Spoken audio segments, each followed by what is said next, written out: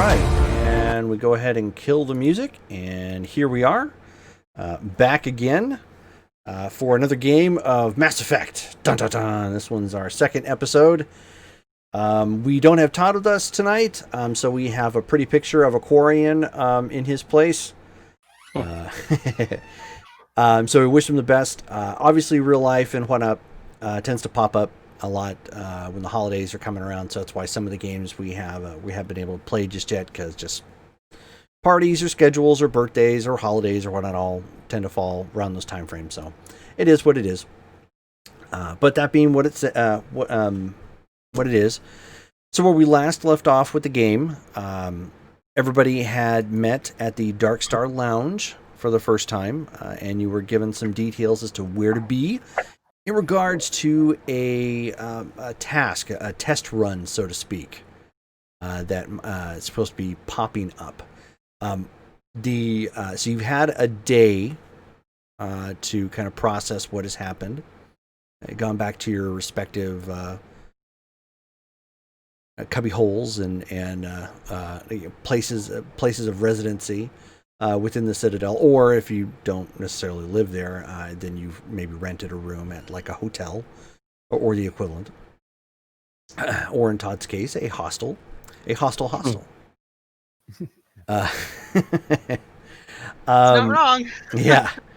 So everybody was given an update at some point during the morning as to where to meet, and specifically what to bring. And it's pretty basic. It's just, bring whatever gear you think you might need. More details will be made available when you arrive. Specifically, keep in mind that this is a rescue operation.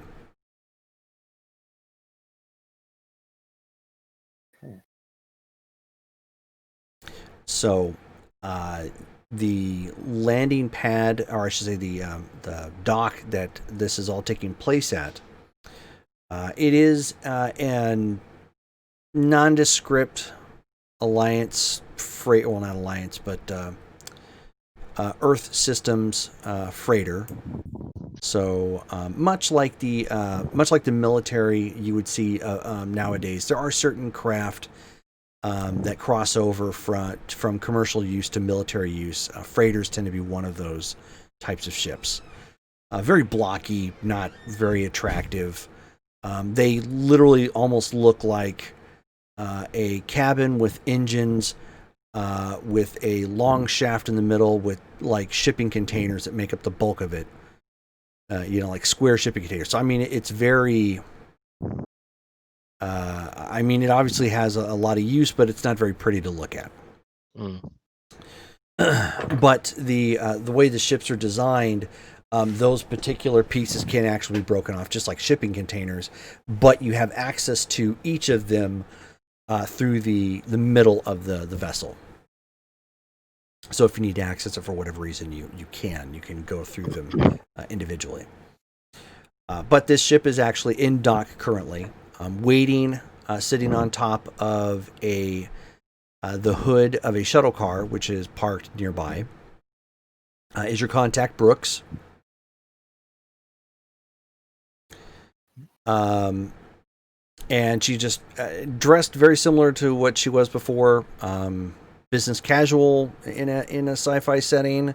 If you're familiar with some of the casual looks of Mass Effect, kind of the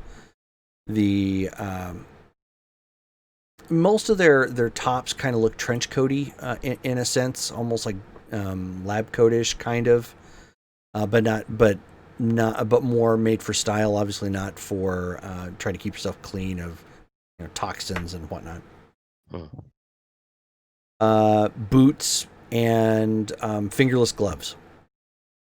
She happens to have like a data pad currently out that she was currently reviewing at this point, as respectively everybody starts to show up.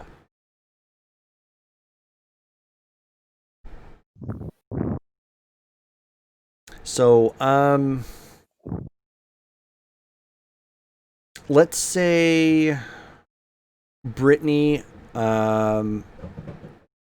you're probably one of the most skeptical, given the fact that you were saying that you were curious as to how they found out about you or your previous mission so quickly. So you probably showed up a little bit earlier than the rest to scope things out. To a little earlier than normal. So when you got there, first off, I mean that's what you see. Brooks is just sitting on the front end of a shuttle cab at this point, or shuttle car, I should say. You don't see anything else outside of some robot mechs that are loading and offloading things, in the distance, with some live individuals, overseeing, usually human or maybe Turian, watching, the cargo being offloaded or loaded or whatnot. Just manual labor sorts of things. So there's an ambience to the docking port that you're currently at. I'm I'm the only one there besides her. Currently, yes, you were the first one to arrive. How much detail has she given us? Just that it is at this point, what gear you plan to bring for a rescue operation and where to go at this point in the time frame. Also, this rescue is not like we're not looking at it, right? We have to go somewhere. Correct. Okay.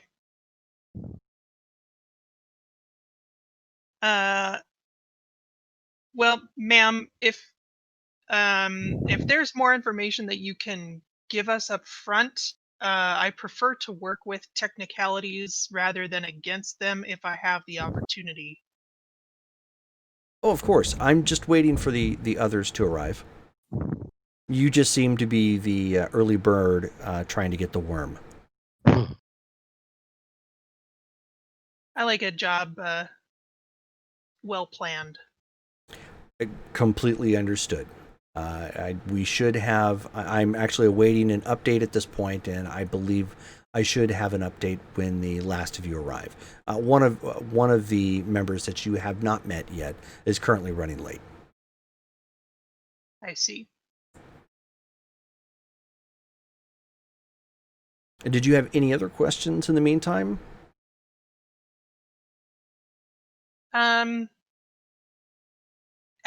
As you said, I think I'll wait for the others, and then we'll see what questions there are. Okay, very well.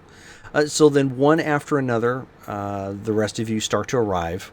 By shuttle cab as well, just getting dropped off at the location. So you see, Doran is currently already there, kind of maybe nervously pacing back and forth a little bit, and then of course the rest of you show up.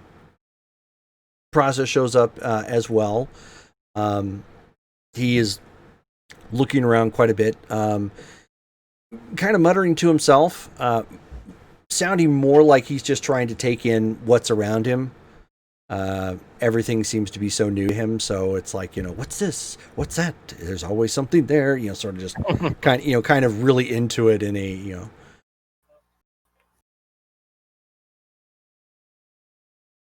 But at this point, everybody has arrived. I'm going to go ahead and walk up to Doran and just kind of confidently kind of saunter over, and I'm not here for you. We can discuss things later. I'm here for this job. And if it helps, I'm not here for you either. I'm just following her lead, and I don't quite know you just yet. Her, I kind of know. She kind of helped me out a little. I believe you met this one the other day. Yes. Sort of.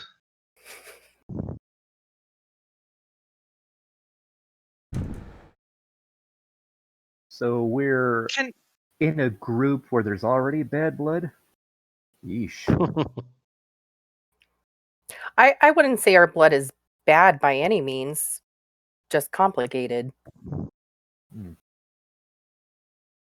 Now, since we're going to be working together, can I just get this out of the way first? I assume that we all have our specialties, hopefully we're more well-rounded than a slapdash team would be. Anyone care to weigh in on their particular skills? So we know what we're working with. You're already pumping me for information. Look, I don't keep track of you. I wanted to just let you live your life. So I don't exactly know what it is that you do now. I do things. I'm here and there. I'll let someone else start. Well, And as I'm I gonna said, elbow I'm an Prava. engineer. So I fix things.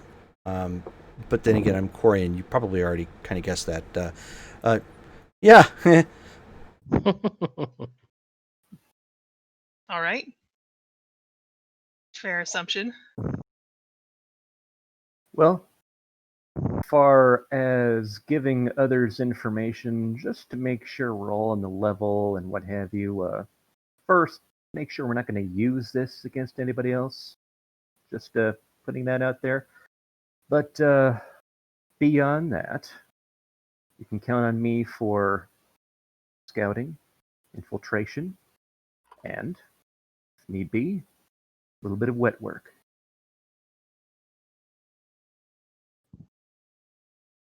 I myself, I can use biotics and some tech, and I'm also good with the assault rifle. That's about all I'm going to say right now. Well, I'm not sure how much you actually know about me at this point, Norin, but I will say that I clean up messes. I keep people's crap together. Clearly, I kept this one from, so I do those kinds of things. And for my part, I have prior experience with politics, but now I mostly do mercenary work. I'm sort of a close combat specialist and also biotics. So that's what we're working with. Okay. And so with that, Brooks looks at her watch, a moment, and kind of like looks around. She says, "Well, we're still expecting one other individual. I thought it might be necessary to bring in one more heavy, just in case." And then, just as she says that, you hear some like loud thumping of something large walking this way, just like boom, boom, boom, boom, sort of thing. And you see this large. Well, I mean, they're all large, but this large Krogan-looking guy. He's got tan skin, more umber-colored plating. The natural plating that the Krogans are known for. That where it kind of splits and cracks a little bit from like wear and tear or just combat damage straight up. It kind of breaks off into a little bit of an orange, so it has kind of a little bit lighter tinge to it at certain points. And he actually kind of announces himself as he comes walking up, and Cassius already knows who he is. and he just walks up and he's like, "The Tower of Power, too sweet to be sour, funky like a monkey, sky's the limit and space is the place. Ooh yeah, Cassius, how's it going, brother?"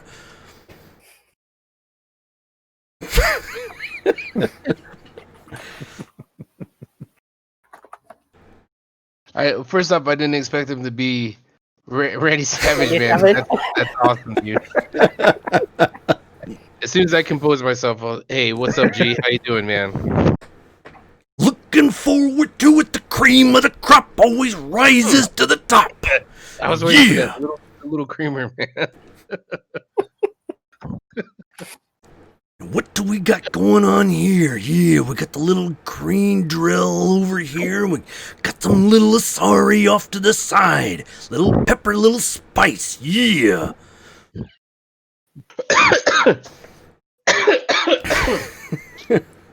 It's too much, dude.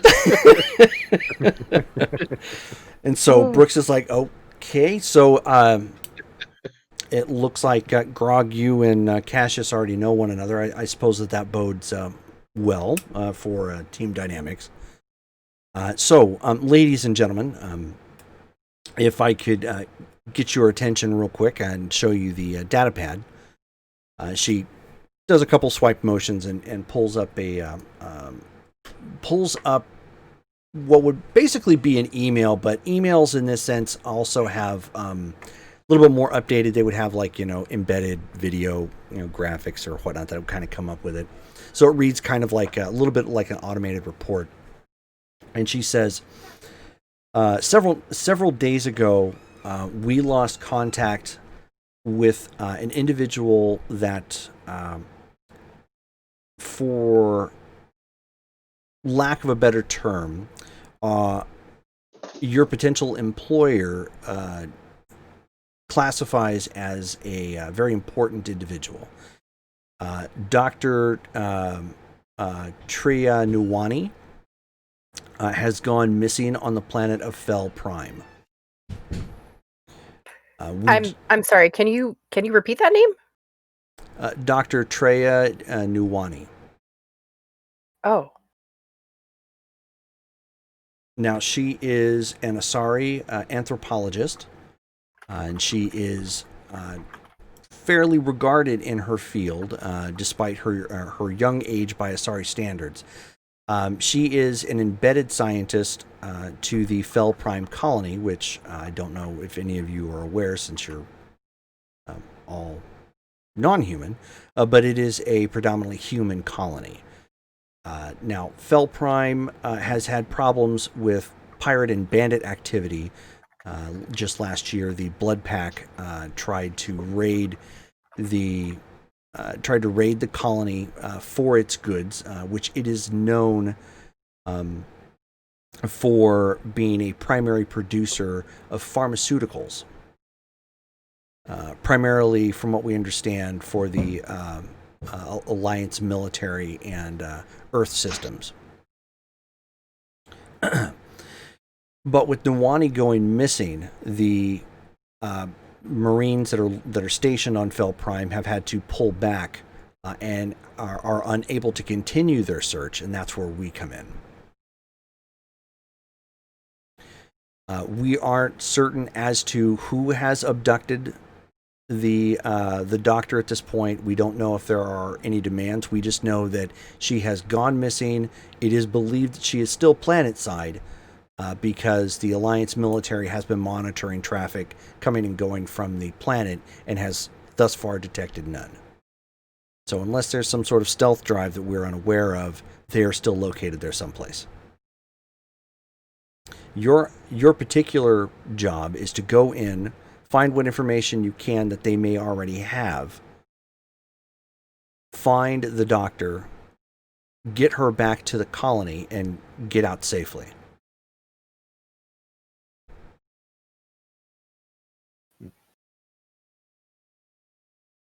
Easy peasy. We have no idea what type of opposition we're running into. We have no idea who her enemies would be. We don't know if she has any enemies. The only enemies that we have ruled out at this point are the Blood Pack.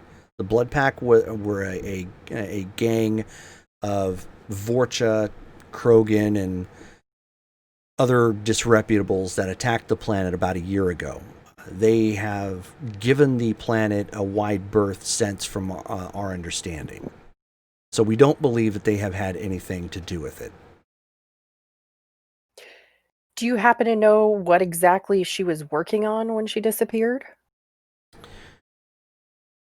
We don't know if it is tied to this, but we do know that she has been working off and on researching some Prothean artifact that happens to be on Fel Prime.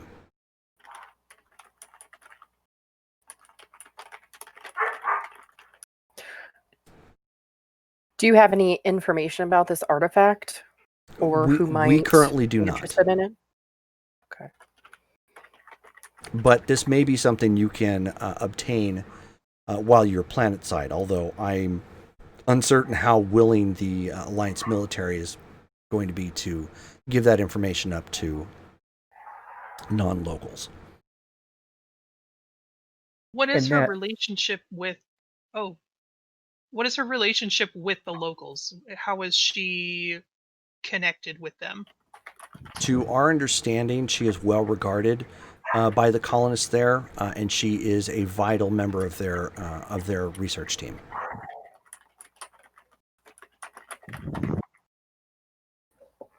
And regarding that artifact, we don't know if that's handheld or as large as a building, somewhere in between, maybe.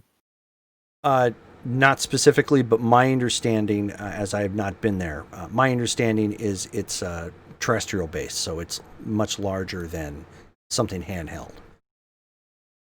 Mm. The last time some sort of Prothean quote-unquote artifact was found, it was actually quite large. It wasn't something that could just be carted around. So I don't know if that has anything to do with it, or if this is just a target of opportunity. We're hoping that you can try and obtain that information as well. We're a little in the black about this because obviously the Alliance military is not willing to play ball. Leads me to believe that they know more and are not willing to reveal it. And that could very well be the case.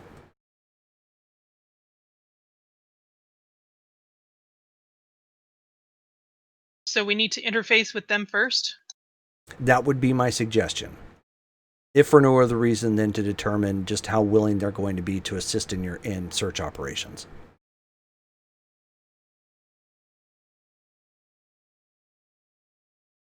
Keep in mind that this is also a test.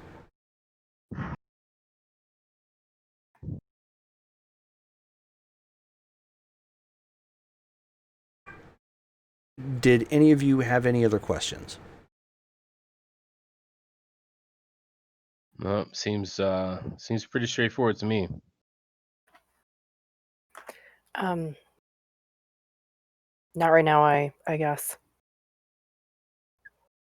Do we have any particular deadline? We do not currently, but we suspect if we do not get this resolved within the next couple of days, we could lose our opportunity of recovering the doctor.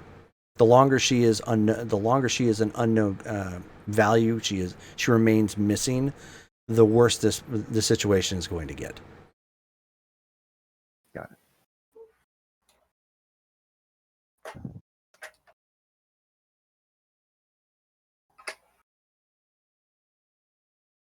Anything else?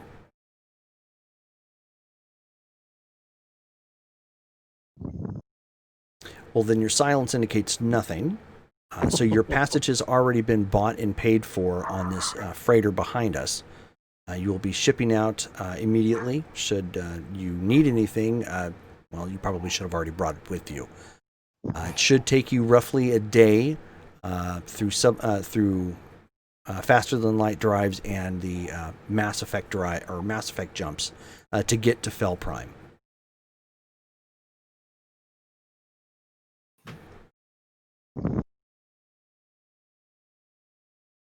Very I'm gonna well. grab my stuff and start walking. Okay. Yeah. Head toward the ship. Okay. See you soon, Brooks. Head toward the ship. Of course. And so Grog kind of throws his large shotgun up over his shoulder. All right, it's time to get down, brother. Let's get this road on the show. Or what other humanistic linguish that we can come up with. Linguish. I like your style, G.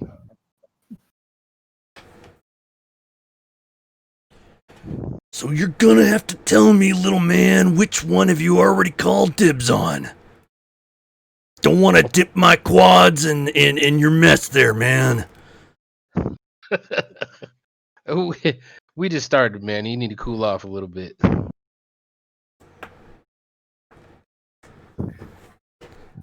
Well, you know us, Krogan, before the Genophage, we were breeding like your rabbits. Have at it, man. Okay. So he, as you guys are walking along, he just turns and looks at Tila and he just says, You want to breed? um, you're not really my type. No offense. What, I could throw on some tendrils, maybe look a little Asari there for you. Yeah. But we can talk about it later, but don't hold your breath. Oh, trust me, babe, I've got some pretty big lungs. We got 2 pairs of them in a Krogan. That sounds very impressive. However, I do have a sister.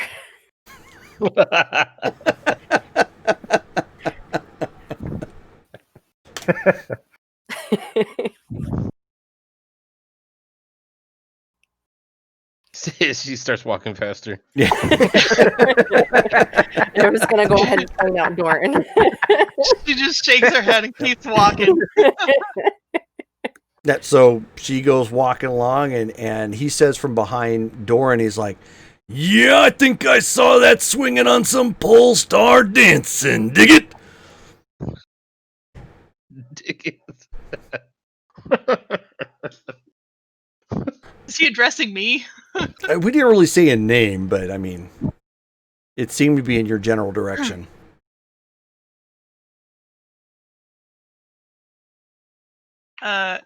Mr. Grog, was it? For you, sweetheart, it's just grog. Grog, I would appreciate it if you keep things professional. I'm here for the job.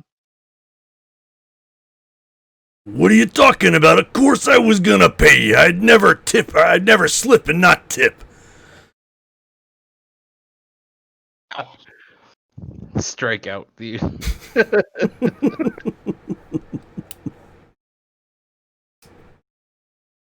I meant the other job. Mhm. And I tap my gun. Oh, you're like one of those war Asaris, huh? You could say that. Well, I just did. All right. Well, let's see what our accommodations are going to be like. So you guys end up boarding the freighter. You guys pretty much have a container all to yourselves. Not a whole lot in it. Pretty spacious room, but the living space is Spartan. So it's like, hammocks. Like home. Yeah, it's like hammocks. There is a sectioned off area for toiletries. Should you need those types of privy services. But otherwise, I mean, there's just a couple boxes in here. There's like a couple chairs. There's nothing really, fancy about it. The way it looks is this is probably where you would imagine stowaways who they kind of made room for would be packaged away at. Or additional crew that or I should say not additional crew, but people who who bought passage on the cheap. I look around that cabin to see if there are any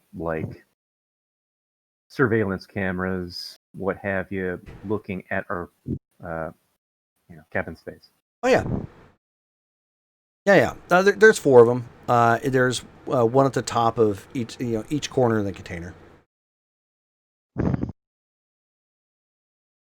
and it looks to be pretty typical. I mean, it's the type you would see in most stores and facilities, in the Citadel. How many hammocks did you say there were? There's like 7. Okay, I'm gonna go grab one and throw my stuff on the ground underneath it and just Okay. start looking out. I'll see you guys Find in my the own day. space. I'm gonna find my own space and then get out my data pad and start researching Fell Prime. Get Okay. the lay of the land, some details about the politics and population, etc. Okay, sure. So if you want to Google that, you can. There is. It actually has its own little article that you can find out there. But the main tidbits. Oops. There we go. It's actually spelled FEHL Prime. Hmm. So it's out in the Terminus system. So the Terminus sector of space is fairly far from the Alliance space in general. So this is one of the more further colonies, so it's not going to have a very high population. Fell Prime itself has 3 moons. And it is a very arid planet with mostly desert-like regions.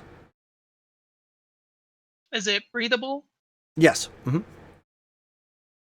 Okay. Yeah, it is habitable and breathable, so you do not need any sort of special environmental equipment to wander around the to wander around outside, except of course, Praza, but he needs it everywhere.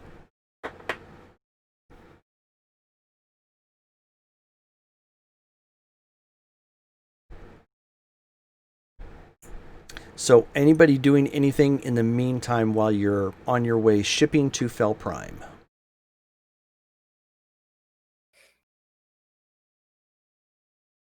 Oh, Eric was muted. I'm conking out. Okay. I'm just crossing my T's and dotting my I's and making a run over what I have on me and probably doing the same thing, just Googling and researching the planet. Okay, sure. Yeah, I mean, I and go there's. find a random. Go ahead. Oh yeah, I was just gonna say I go find a random spot that hasn't been taken, and I pull out a Skillion 5 deck, and I'm just kind of shuffling the cards. Okay. So while everybody's doing that or getting ready and researching, there's the hum of the drives as you can feel it kick in and leave Citadel space, and within less than an hour, usually probably within about 30 minutes, you can hear the Mass Effect drives kicking on as it's hitting one of the gates. As the outer hull, you can hear shimmer with energy from the Mass Effect drives and the shunting sound as it is blasted off into space, connecting with the Mass Effect gate and flying out to Fell Prime. At one point during the flight, there is one meal that is brought, and it is very, very basic. They come walking in. They've got your metal segmented trays, and on the tray there is a protein mix, which resembles something like Planner's trail mix. There is a juice box, and then there is what you believe passes for like mashed potatoes. Oh man. So I'm gonna throw my nuts on top of the mashed potatoes and mix that up. Okay. I guess this is sustenance. It passes for sustenance. It definitely won't kill you. Praza is trying to negotiate how he's going to get this, and makes mention that he has to use an induction port of some kind. So he takes the straw and puts it someplace into his helmet nearby, and you can hear sucking sounds coming out from it. It's kind of awkward because it's not right up front like you would normally expect it, but it's off to the side somewhere. Poor guy. Always wondered how they ate through those things. Emergency induction port. And What? Grog, of course, is complaining because it's not nearly enough.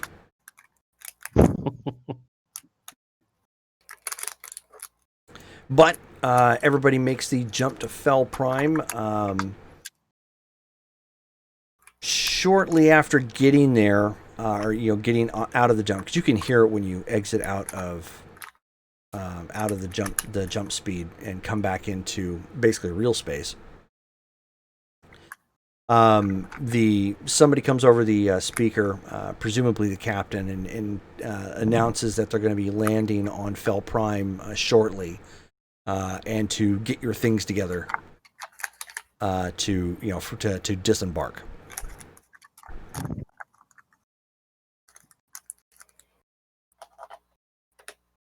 I down the last of my peanuts and get ready. I will go ahead and do.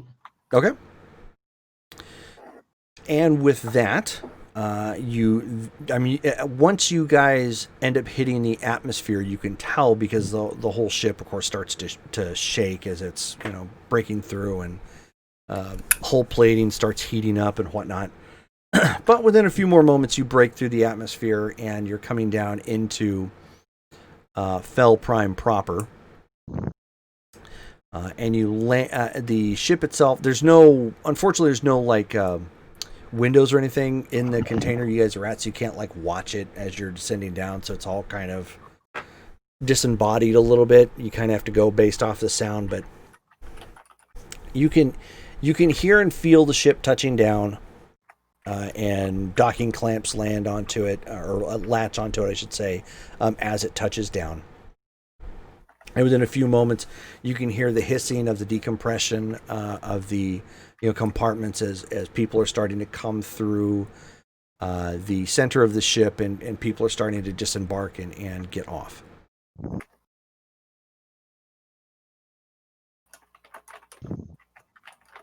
I collect all the trays and stack them neatly. Okay. And then get all my stuff and get ready. I'm just gonna cock my eyebrow at Doran cleaning up, and you don't have to do that. Easier if they're all in one place. Fair enough.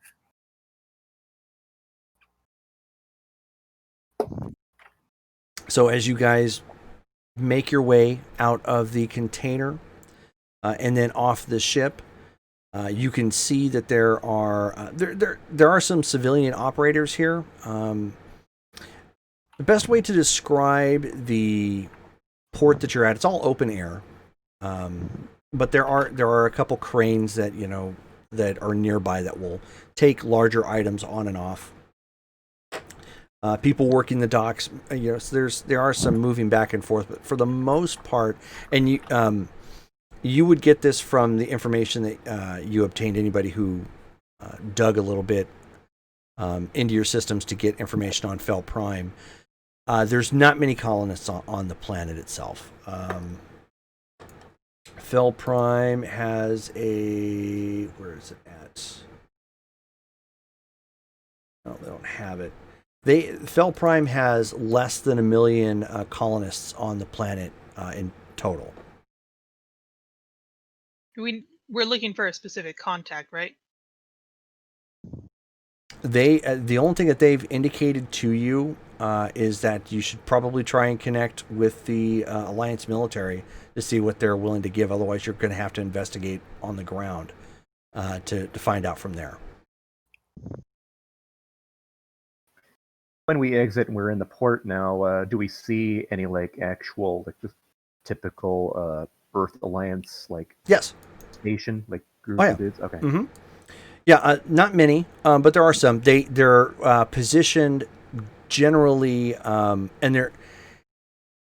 it's kind of comfortable looking, in the sense not comfortable in the sense that they look lazy, but comfortable in the sense that they don't seem to be expecting trouble. or expect trouble very often, anymore. So they tend to chat a little bit with, as the civilian workers as they go back and forth. But you can see two of them located at the very back end of the port where you're at. It looks like they're mostly overseeing shipments that are coming in and out. They are in black armor with gray highlights, and they've got blue stripes that come down the sides. Does anyone have a preference for taking lead on negotiations? I sure don't miss politics, but you can go on ahead. Whatever you gets seem the to job title done. yourself that way, so I'm good. All right then.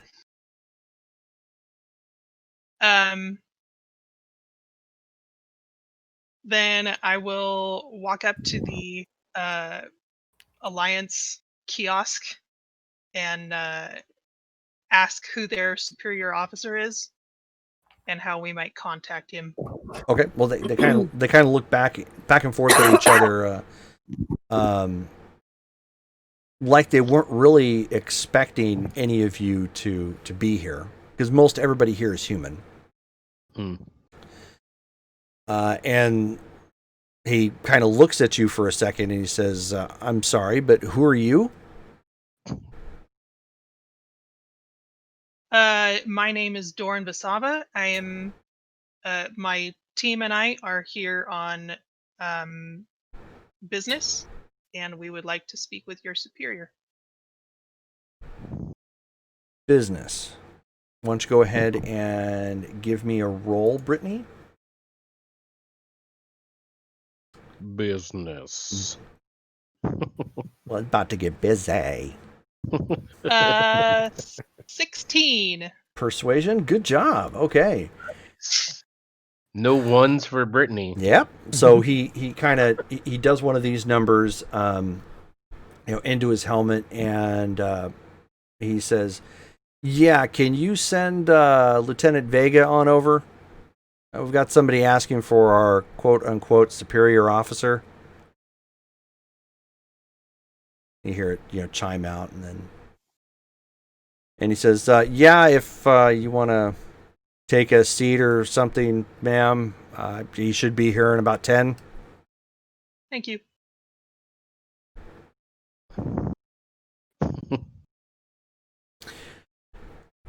And so, Grog is just kind of impatiently looking around, and if he can find something to kick, he kicks it. At first it's something stationary, it's like a pole, or like a crate or something. Something doesn't really move, but after a while, he gets to the point where, like, if it's a rock and he can, make it fly pretty far, he'll like kick it as hard as he can, or a bolt or something. Just he's really bored. But at this point, you end up seeing a woman come walking up in civilian clothing, just like overcoat and pants and whatnot. And beside her, and she's maybe 5'6" or so. Then and following her is a really large individual, mid 6 foot range, easy. With his helmet off, he has kind of a mohawk sort of look to him. I think probably more of a faux hawk, I think. A good way to put it, but for all intents and purposes, Hispanic American looking. And he comes walking up and he looks to the guy you spoke to and he says, "All right, so who is wanting to speak with me?"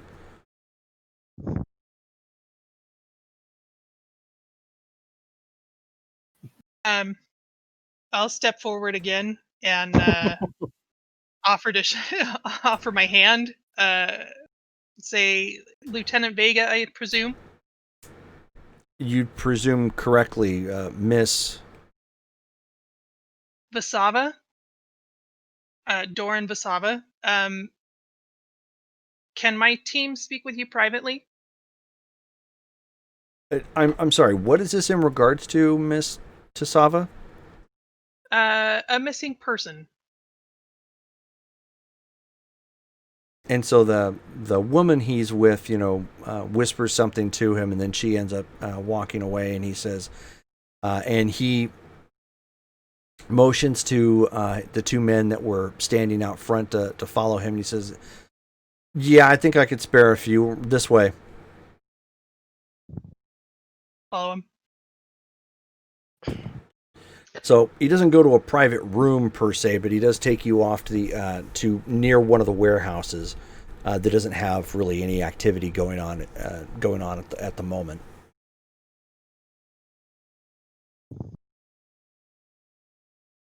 I'm just going to be straightforward because that's my MO. Okay. I apologize for the abruptness. I wanted to make sure that any sensitive information was not passed around unnecessarily. We're here in regards to Dr. Nuwan, and we hoped that you would have some information that we can begin our search with. Okay, go ahead and roll again. Good vibes And in that's a 5. That's a 5. Oh. Dope. 5 total, huh? Use some blood points, man. Yep. Spend an edge. All right. And, So he kind of looks at you sternly and he says, "Look, I don't know what the council is playing at, why exactly you're here trying to investigate this, or what this has to do with Dr. Nuwani, but I'm not playing it." Not playing a game, sir. We're trying to track her down. We heard that you might have a place where we can start.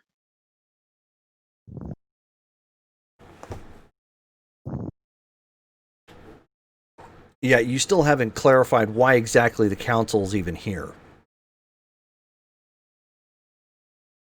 We're not on behalf of the council. We've been hired on this job. Go ahead and roll again. Oh no. 10. Oh no. Put it in the fire.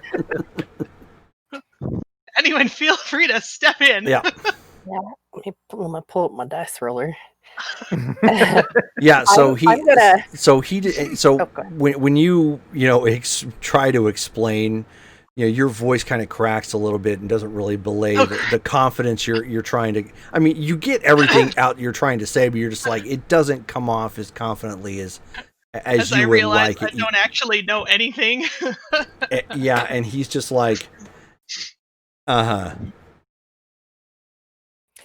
I'm gonna go ahead and I'm gonna come up just behind her and I'm gonna put my hand on her shoulder.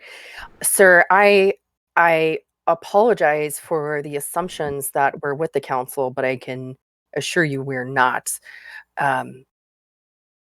Besides being hired to find Dr. Nuwani, I have a personal vested interest in this. So we just want to find her.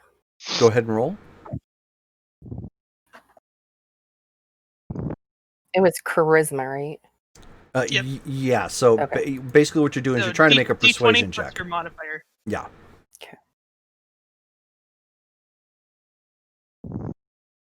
Plus my modifier is so what I roll plus I can't remember now. What's So your charisma? D20. D20 I plus have your modifier.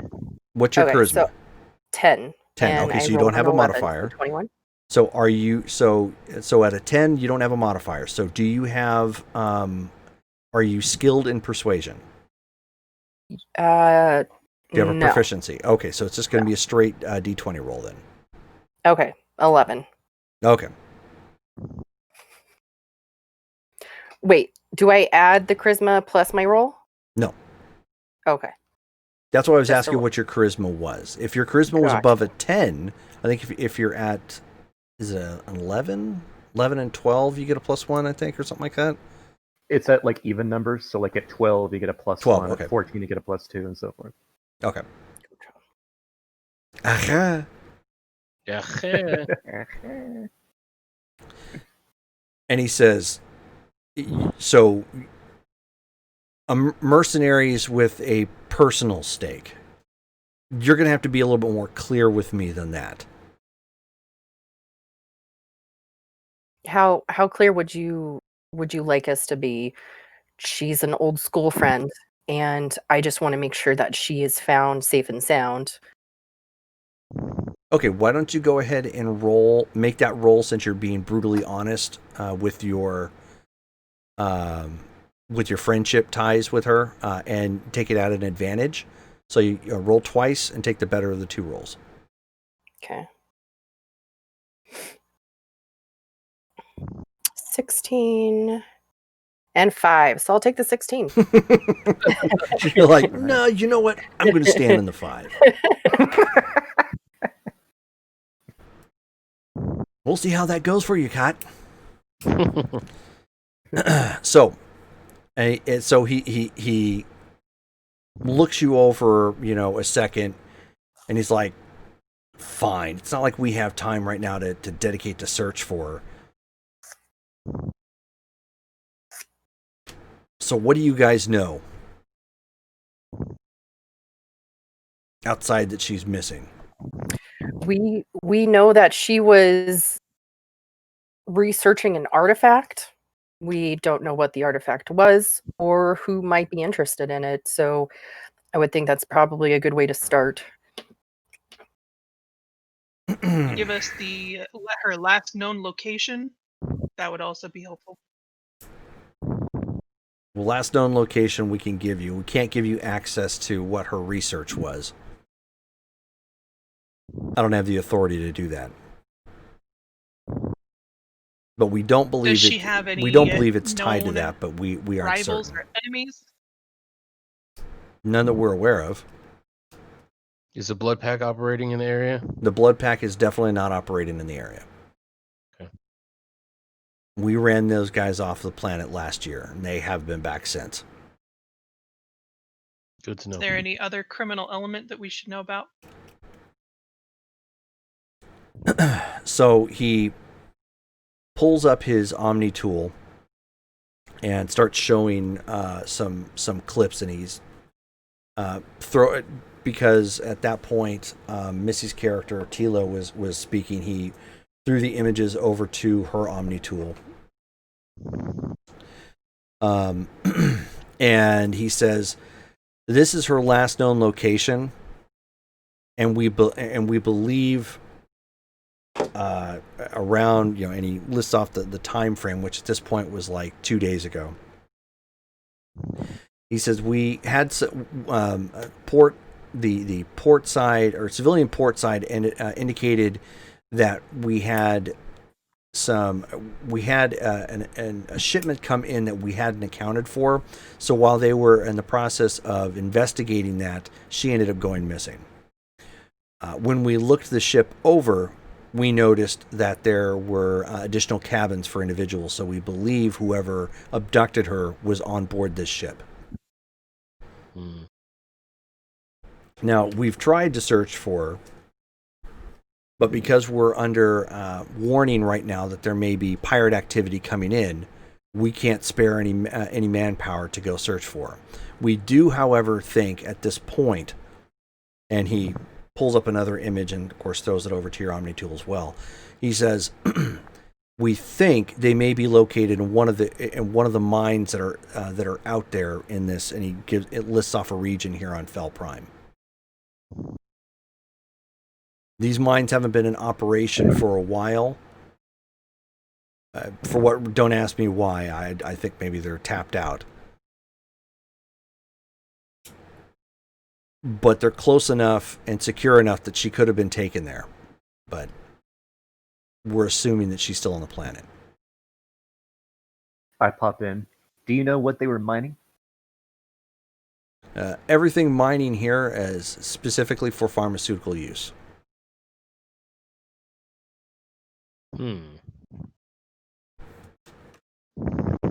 There's There's a little bit of farming that goes on here, but not much.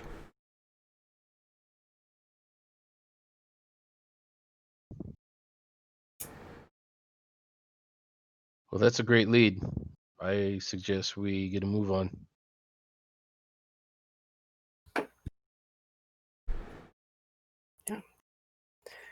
It's Right. a place to start. All right. Hope you don't mind us and if moving possible, and no, you're fine. And if possible, we want the culprits responsible, preferably not dead. Somebody we can interrogate. We'll see what we can do.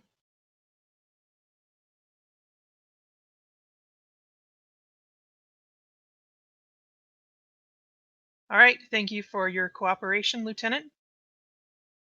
We will be in touch. So he motions his guys, and they walk off and talking amongst themselves. Hmm. There is a small town here that supports most of the facilities here. So there is a tavern here, as well as obviously some homes and whatnot, but nothing really in the way of like walking into a store and buying stuff. In our transport sending, or when they sent us here, did they give us like a ground transport, or are we gonna have to source that ourselves? No, you'll probably have to source that yourself. Okay. I go over and take a quick look at crap. What's the character's name? Tila. There we go. Go over to Tila and take a quick look at your Omni tool to see if like there are still the images there, and go. So look like we know exactly where this is. Is it off in the middle of nowhere or what? I'm gonna look at the mine location, or look at the location on my map, and yeah, the mines are definitely out in the middle of nowhere. How long is it gonna take us to get there? I guess we need a ground transportation, as they said. Yep. Affirmative. So it looks like we're gonna have to go to that bar for a second.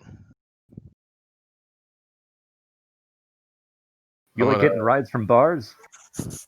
That's sailors hang out in bars. I'm gonna go talk to the sailors. So I'm gonna grab my backpack and my gun and head that way. Okay. So Grog's following you, and he's like, I hate to break this to you, Cassius, but there ain't gonna be no sailors in there. Ain't a drop of water around. It's a figure of speech, Grog. You'll get the hang of this talking here soon, man. Just stick with me. I hope so, 'cause you human types are confusing. I know, buddy. I know. so you guys go walking in. Obviously, it's built more for human-sized individuals. So if you're big like Grog, you don't just stand out. You have to turn sideways to walk in.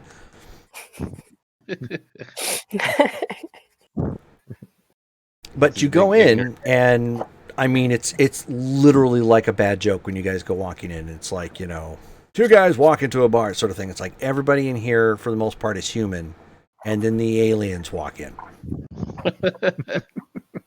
So if there's music playing, it stopped real quick, so everybody turn around and look at us. Record scratch.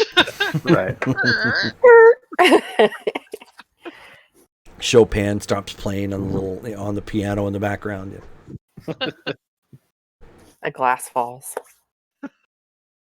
New York City. Get a rope. Get a rope.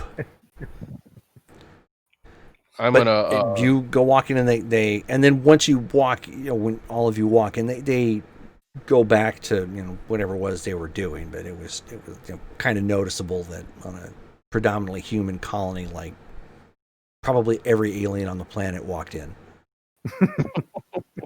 They're all here right now. So bartender behind the bar cleans out some glasses, and I don't mean like spits in one. He actually cleans out some glasses and like, so what can I do for you? What's the local delicacy here, man? What's the local drink? Oh, well, that depends. Dock workers tend to get hopped up on that Turian ale. Oh man, They I know like all to about they that. they like to try and kill their livers. I figure you alien types could probably handle that. There's one definitely for this guy right behind me, man. Make that 2. I'll have one too. Oof. All right. Well, yeah. He goes and gets some glasses and pours some of the fizzy bubbly. Slides the glasses on down. By the by, me and my pals here, we're gonna have to go deep into that desert on yonder, and we're looking for some transpo. Do you know who I might talk to about that? Transportation out to the desert? Oof. But yeah, I mean, you could probably talk to one of the civilian contractors. There's several of them that run vehicles here. I don't know if they have anything specifically going out that area. But you could definitely talk to some folks. He kind of motions around the room. Okay. I'm gonna look I mean, at one of are the you people looking for anything in particular? something that can hold us all in one, preferably. I don't necessarily need a driver. Oh, you're going to See, need a driver. yeah, rent. Yeah. Okay. Oh, yeah. Okay. I don't think you'll find anybody here that's going to let their vehicle go with strangers. Well, money Not talks, after man. not but after the I blood hear pact you. mess. Understood. There's no ill will with that. Who are you pointing at? What were you talking about? Well, I mean, he just motioned in general. He says, but if you're looking for somebody in particular, he said, he kind of waves his hand again and motions. He says, "Hey, Rand, get on over here." Some guy comes walking up. He's got he has kind of those Ray-Ban style wraparound shades that he's got on his head. Got some some facial hair. Wears a ball cap. Salt of the earth. Yep. And jumpsuit. Says, "Yeah, what's going on?" He says, "These here new folk, they're wanting to go out into the desert somewhere. Do you think you can oblige them?" And he says, if they've got credit, sure." Well, I'm pretty sure. And an aside, did we get like an allowance? I don't remember if that was talked about. You did not. The one thing she did indicate was that it was a test. I don't know if I determined what my personal finances were. Oh, it's everybody. We all start with like around the same, we right? start with a little bit. Mm-hmm. Yeah. Yeah, you guys all do start Typically with some. depends on like your background or something. Yeah. How many credits are you talking? Where are you trying to go? There's we heard about some mines out that a ways. I'm not sure which way they are, but we need to go to Does some of somebody those show them the abandoned map? mines. I'm pointing to Tila.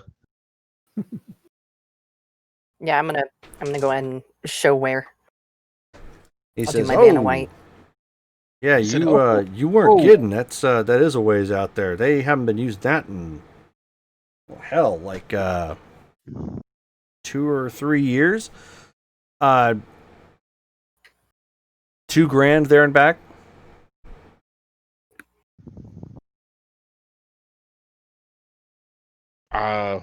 If I That's got not it per I'll- person. He's like, I'm not going to fleece you for that much.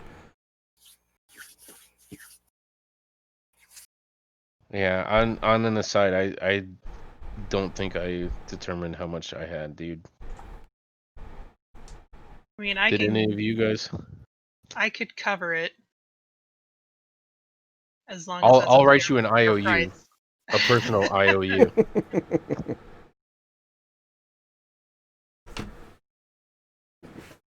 How about half up front and half when we get back? I don't want to chance you leaving us there in the desert by That's fine. ourselves. That's fine. Yeah, we can do that. Are you all ready to go now, or did you? Was there Ready when something you you were are. waiting on, or? What's the local laws here about taking this beer on the road? Otherwise, I'm gonna have to slam it right now. He says, well, it's martial law. But there aren't really exactly any roads, so if you're concerned with, like, drinking and driving, or drinking and riding, I guess, then it's not really a big deal. Okay. How long is it going to take us to get out there? Well, Yeah, there you go, Cassius. given the time of day, and if we left, like, right now, you're looking at probably about a 2-hour drive. I step Right. up and I go, "Hey, you happen to know why they stopped mining that spot?" Oh, yeah, that's tapped out. Gotcha. Okay. I'm gonna ask the bartender to pour my drink into a to-go cup. He goes, yeah, we don't exactly have to-go cups. You got a canteen? You got to slam it or take it for a roadie. We got to go. I got. I'm gonna take a big swig, but I'm not gonna slam it because I'm pretty sure that's gonna f me up. Okay. I'll put it on the counter and tell the bartender save that for me. Save that for later. He's like, all right. He just kind of takes the cup and goes and puts it in a fridge. It's like, yeah, he has that look of like, that's honestly the first time somebody's ever asked me to save an alcoholic drink. Partially drank. You can't throw away touring an ale, man.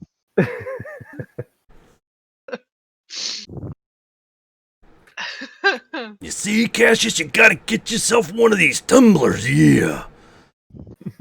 You're right, man. Next time, I'm gonna buy one at the commissary next time we go. Like one of the fanciest things you humans ever came up with. He takes the cup and like dumps it upside down that he's got, doesn't do anything, and he's like got the spigot closed.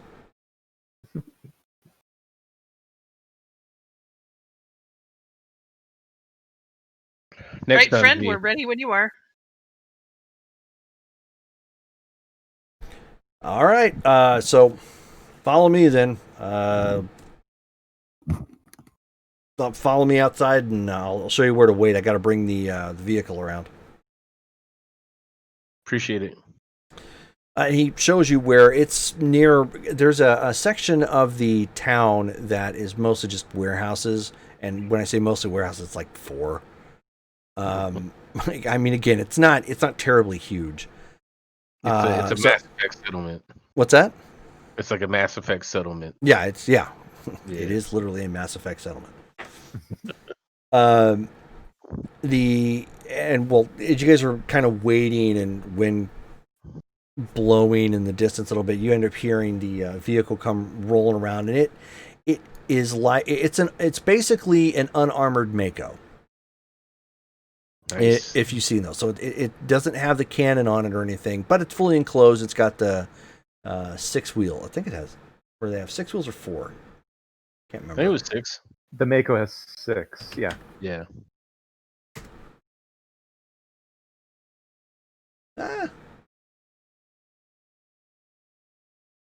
Yeah. Okay. Yeah, it does. Yeah. So it's like that, but no cannon or anything like that. It looks like it's primarily just geared up for long haul services. Like basically like a pack mule. It's got extra side containers on the side to haul stuff. It's got a hitch as well. No, I It's can't not really see showing it, it. but I pulled it up. Put your Yeah. hand behind your phone like a YouTuber. there it is. Yeah, there it is. Okay. The Mako. I'm going to hand him 1,500 credits, and tell him the other 1,000 he'll get when we get back. Fair enough, little lady. So if you can all just strap in, I'll take you out there. Do you have a preference as to which mine we're going to? There's like 3 of them on that map.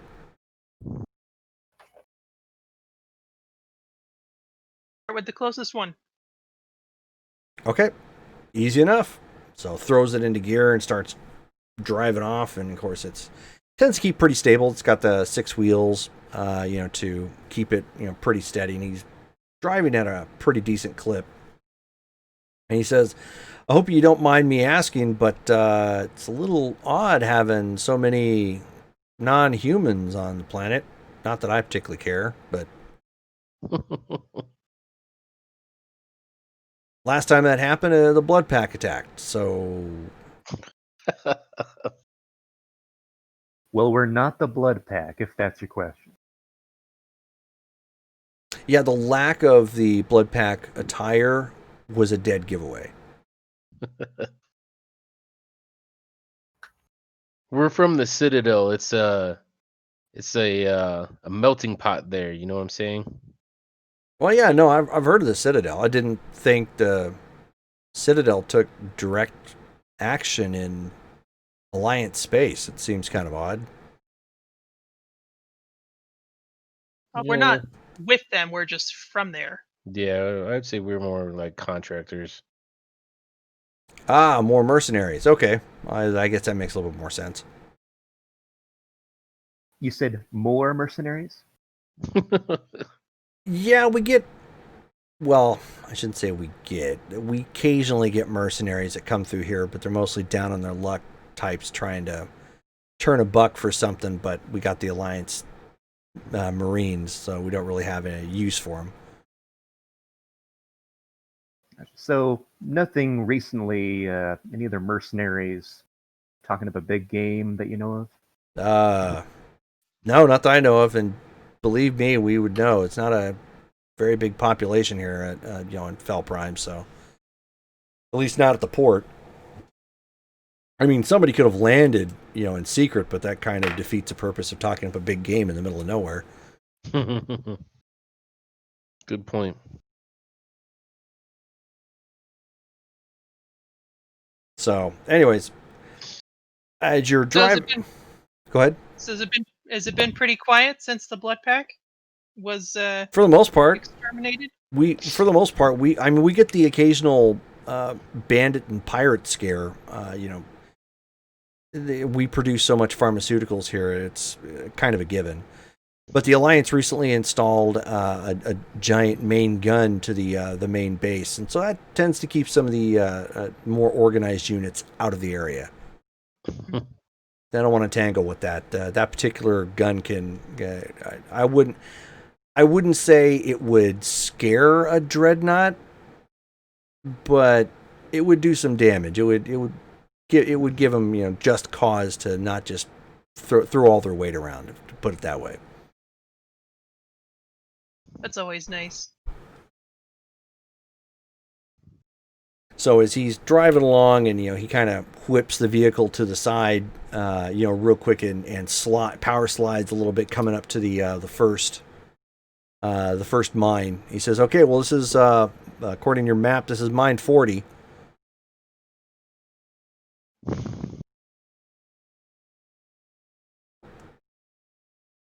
All right. Wait for us here. All right, will do. Right, I'm gonna start disembarking. Okay, so the doors come down off the side. Everybody comes out the back end of the Mako. And when you approach the mine itself, it's not like way to put this. When you think of a mine, for the most part, you think of it like being built into the side of like a mountain. So it's like a shaft going down.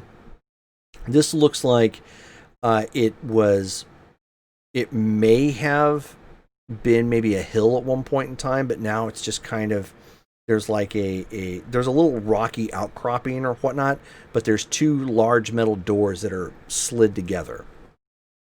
So if anything, they probably, went here and then drilled down. But you'll have to find a way to get past the actual large doors. Is there? I'm guessing there's. It looks like there's some electronics controlling the door. Mm-hmm. All right, I'm gonna point to our engineer friend. Oh, who, me? Yeah, go check it out. Oh, all right, yeah. Give me a moment. So he Your time to shine. takes a look at his tool real quick and kind of bebops on up to the door. One second, I got to get my dice.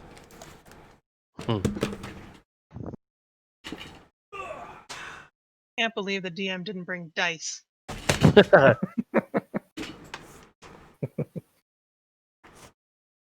Shameful. All right, there we go. Okay. So he whips out his Omni tool and starts scanning the door electronics.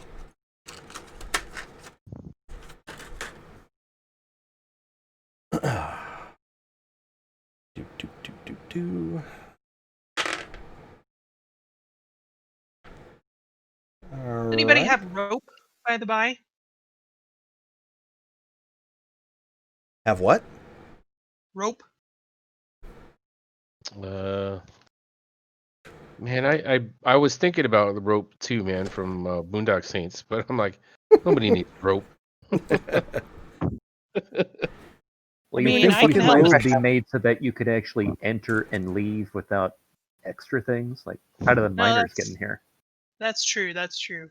And if it comes to it, I can help us get down, but getting back up is more tricky. And I thought you had nothing to do with a pole, little girl. I'm just gonna ignore that and walk away. So you basically pull a Commander Shepard. I should go. I should go. No, I'm not even gonna acknowledge that. I maybe just like look at him for a second and then turn around. Okay.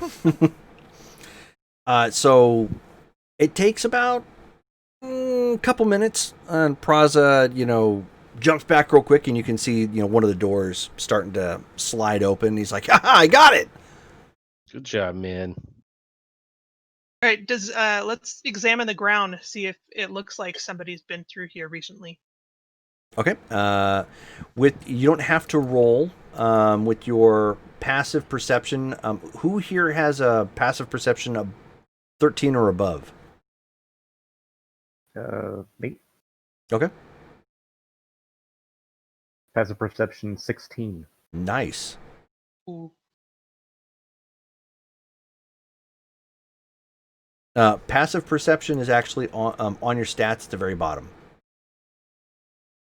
It starts off at a 10, and then you add your wisdom bonus to it if you have any. And then I believe you add your proficiency bonus too if you happen to have perception as a proficiency. Yeah. Right.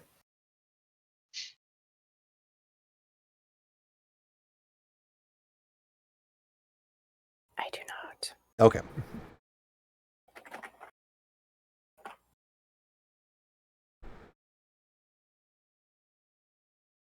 And I don't believe you do either, Eric.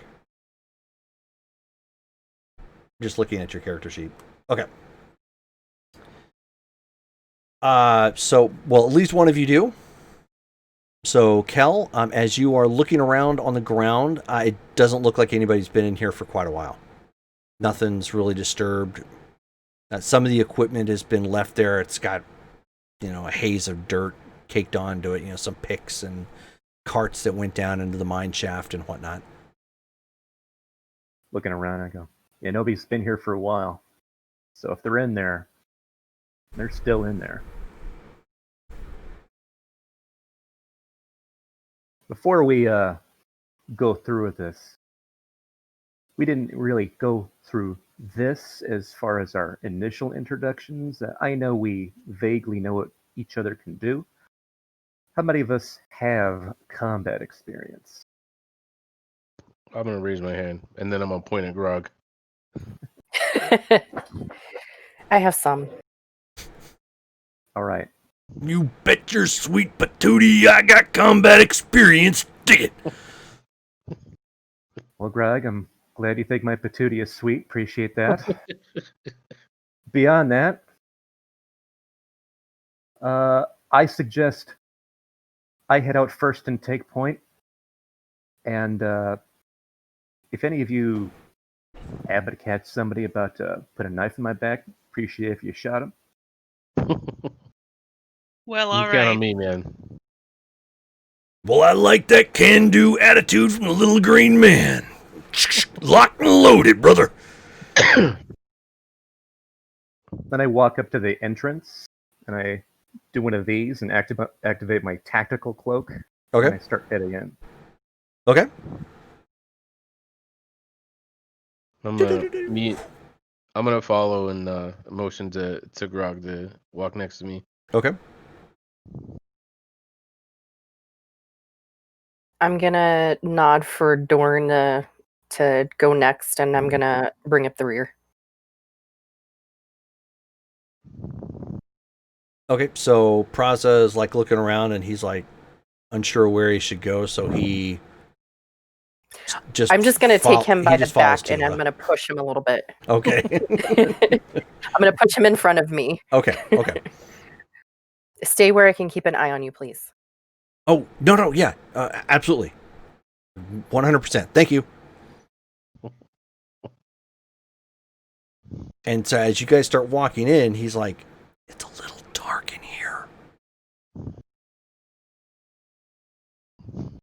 Should Can I hear him? Yeah, I mean he's not. It's the only sounds really are you guys. I'm gonna whisper, but not really whisper, and say, "It's a mine."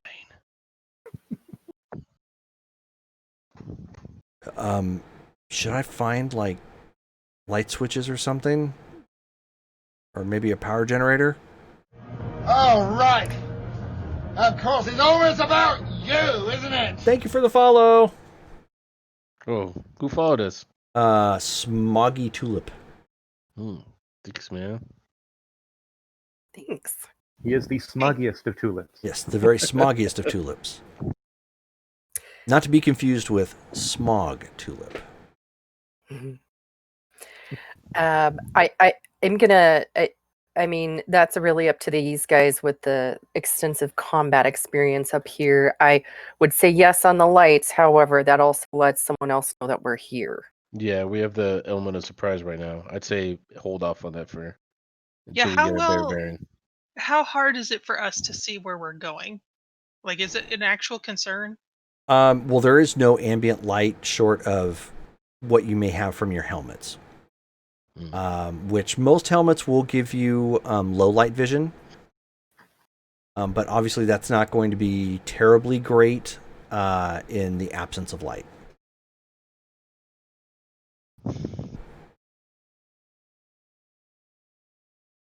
We do in the game as far as light? I can't remember.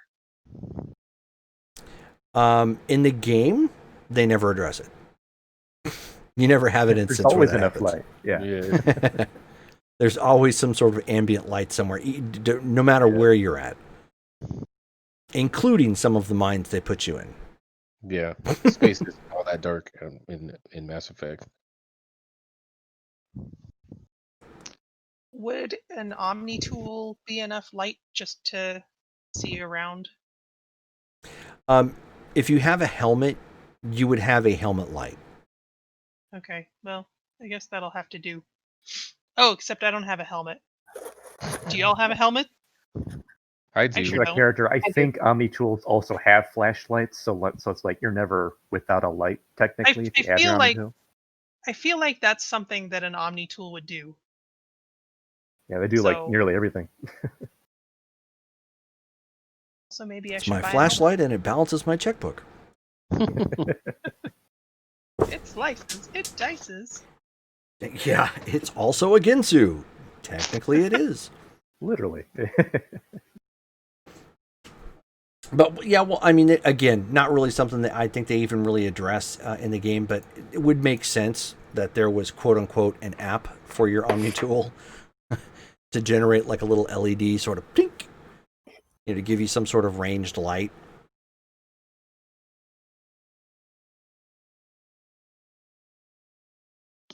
So, but yeah, so if you want to use that, you can. That would definitely give you some more light to operate off of. Otherwise, it is going to be very, very dark, very fast. Probably one or two of us should do that. My weapon is a two-hander. I'm guessing Kel can see just fine in the dark. I'm guessing that also.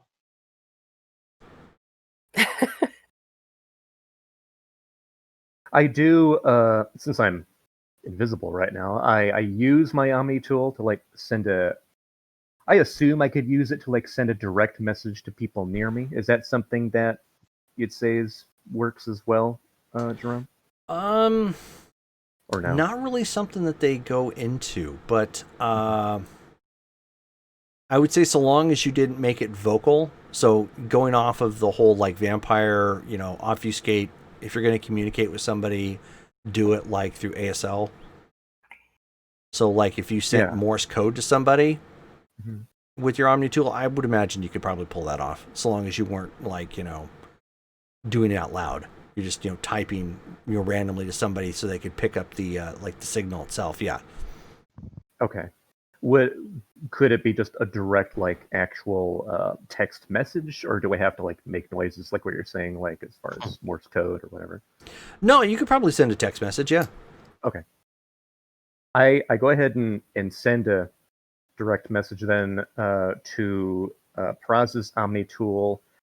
Turn on just a few lights, but see if you can have them flicker like it's a mistake.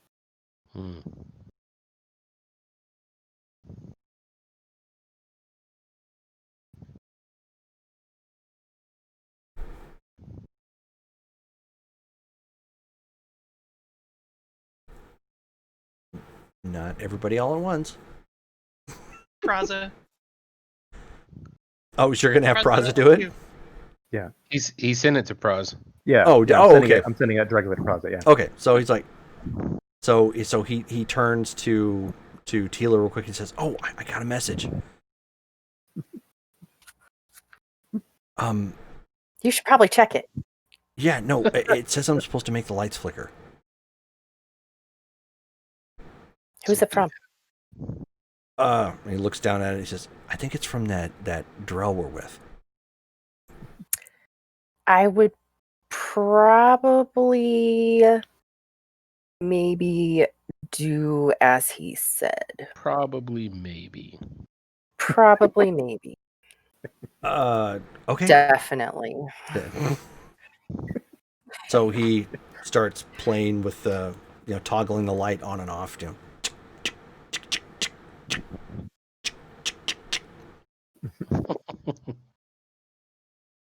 Does that give us enough like light to see by, more or less? As he flickers the light on and off?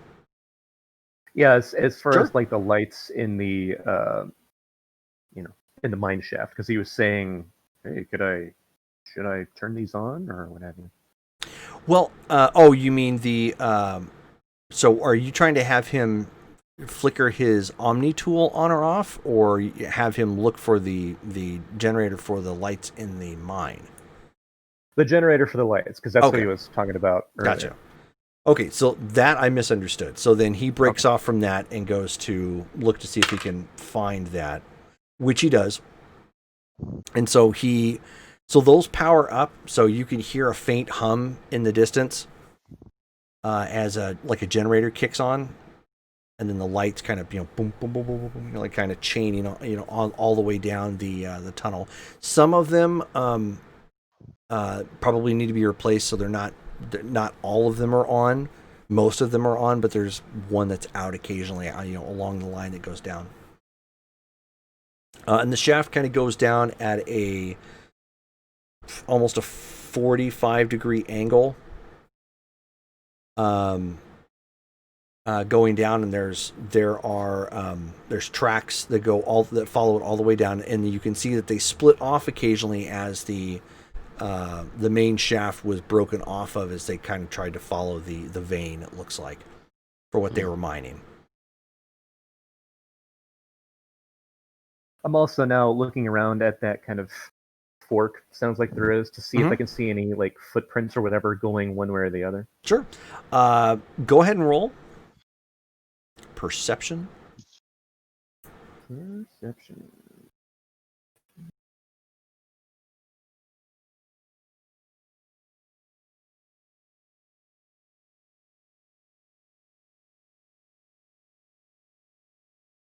Okay, total of 24. Okay. So, given the distance that you've gone and how far back you are, you don't see any signs of like any tracks or anything. Nothing's been down here. So, unless somebody like unlocked the door, flew all the way in, and never touched the ground, or some sort of like really, really bizarre way, yeah, nothing. It doesn't look like there's any activity down here. It looks like when this was sealed up, nobody's been down. Okay. I send another direct message. I'll send this to Cassius this time. Mm-hmm. From Kel, nobody's been here for a while. Random guess which way we should go. I can write him back. Yeah, absolutely. Okay. I'm gonna say let's just go number 2. Then I'm gonna turn around and make sure everybody sees me and go like this, so everybody knows to go back out. Okay. So everybody, I mean, at that point, you guys circle back around and get back out of the shaft itself. So Praz is like looking around. He's like, should I shut the door? The lights too. Oh, right. Yeah. So he goes running back in there to go, shut the generator back off. That wouldn't do. They'd probably hate us for the electric bill.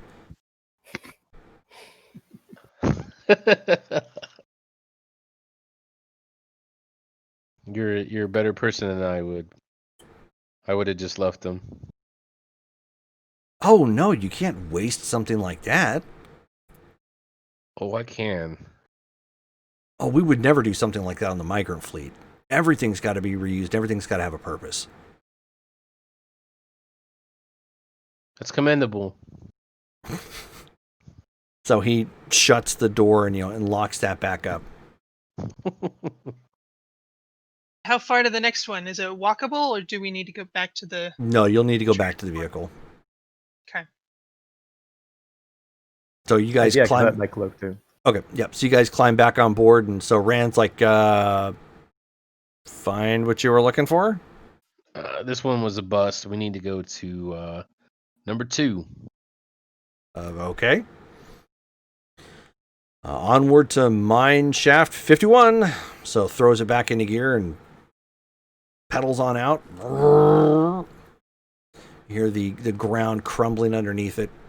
As it gets out a little bit further, you can see in the distance that there are a couple of arid patches out towards this way. It's like not quite like an oasis, but I mean, there's a little bit of tree life and low grass and whatnot. But I mean, otherwise, it's still pretty deserty. Not like straight up sand dunes, but think, like kind of, Phoenix when you get outside the city. Right on. Scrub brush, and lots of dirt and dust and whatnot. But as you drive further, you're getting closer to some low-end mountains at this point. Looks like they've been heavily mined. May have been larger at one point in time, but it's you can easily tell that whatever they started mining was probably on the mountain itself first, because it's like they're cuts away from the mountain as they in a very mechanical, orderly fashion. And you guys pull up to the mine shaft. Very similar setup. It's got the two like large double doors sitting up front. As you guys climb back out. At this one, however, when you come pulling up to it, Cal, you notice that there were some tire tracks that go inside. I turn to everybody. Looks like we've got something here. There's been a vehicle here recently. Can we tell if the tracks go? Oh, like if the vehicle might still be here somewhere? Like, did the vehicle go into the shaft? Unfortunately, tracks don't really work that way. Footprints would, if you knew how to identify footprints, but tracks, no, not really. Okay. Let's have our transport guy hang back a bit so that he doesn't get caught up in Sure. anything. Okay. So he pulls back, and then Praza excitedly runs up towards the door. He knows what he's supposed to do. It's like, I got a hack. Gets up there and whips out his Omni tool and starts to scan the door electronics again. And so like about 5 minutes pass, and he like looks up and he looks around. He's all, uh-oh. Oh no. This one's a little bit more tough than the other one. I think they may have like reinforced it with a firewall or something. Give me a few more minutes. Sorry, guys. No worries, man. Take your time. While he's doing that, I'm also looking around to see if there's been any like cameras or anything put up around this door. Okay, everybody give a perception check.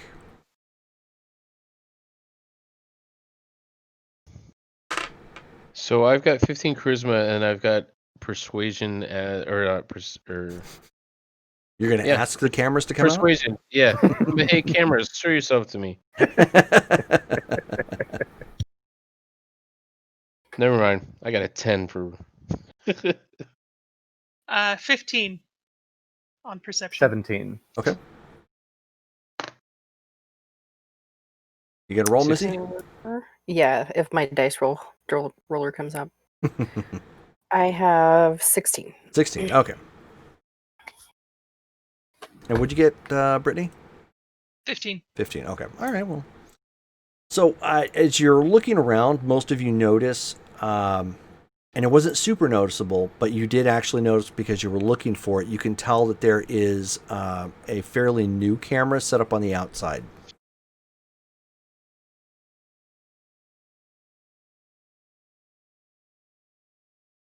All right. Does it look like it has power? Or can we even tell that just by a glance? Yeah, you can, because it has a little light on it. Okay. So then Praza, jumps back real quick, and you see the door, start to open up. It's like, I got it.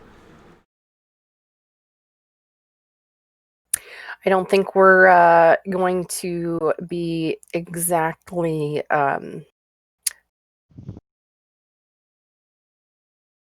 I want to say unannounced, but I think we might have some eyes.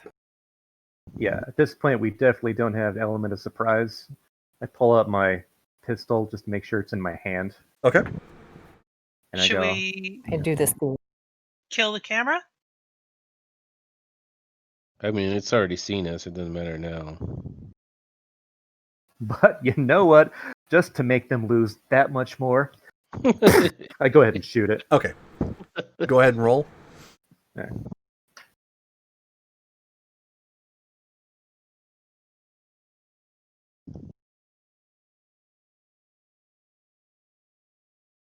A total of 8. All right. So he whips out. He quickly whips out his gun. Fires, and like chunks of rock go flying. It's the thought that That's counts. a dodgy camera. Let me try that again. Shoot That's the again. thought camera. Okay. Go ahead.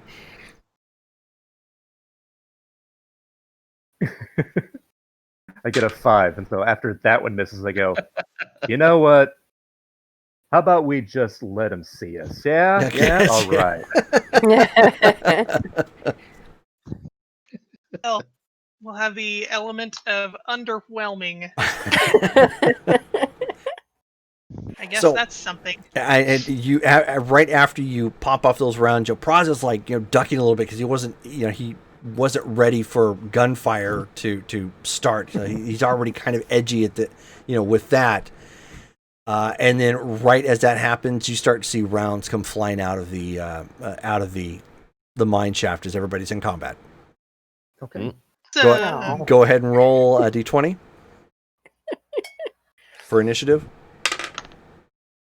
9. 20. 12. Whoa! Nice. Damn. That's And we do effort. add our dexterity modifier. Is that right? I we? believe Oh. so. Yeah, I didn't do that then. Oh, I have Yeah. 14 for dexterity, so that's +2. Oh wait. Yeah. For Okay. 14, that's +2. Is there a box for initiative? Or am I thinking Sorry. about the D&D sheet? Let me see. It was probably the D&D sheet, but this is still the same system, so I'm trying to got pulled up. Here we go. Yeah, it's dexterity check. Okay, so that was 14 altogether for me. 12 plus 2. All right. For 10 me, for me. that's 21. Missy, what'd you get? Nice. I have 20. Well, you rolled 20, and what do you have for dexterity modifier? I don't. Wait. I don't. When you say modifier, it's the one in the smaller. Yes. Okay, I have nothing. You have nothing? Shame on you.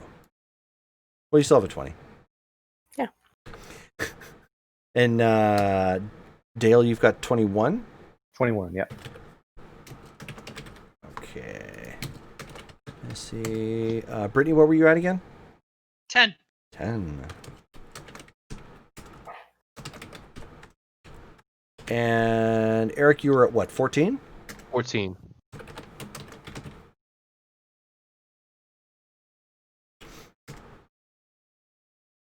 That's good. Okay. All right, so top of the round starts with Dale. So despite the fact that you popped some shots off and missed at the camera, and they start firing, you were still quicker on the draw. Do I see them? Do I see how many of them there are? You see, I mean, it is a little low light inside there, but you do make out some shapes. So there's enough light and of course flashing from the gunfire that you can make out individuals to shoot at. Okay. Can I tell how far away they are? From the entrance to the inside, maybe 10 yards. I yell out to the team as a free action, several 10 meters out, and then I bolt to like the side of the door to take full cover. Okay. So gonna forego your attack to get full cover? Okay. That'll work. Missy, you're up. Can I whip out my Omni Shield and also attack, or is it a one or the other? Good question. I'm gonna say probably not, but let me just clarify that in the rules real fast. For sure.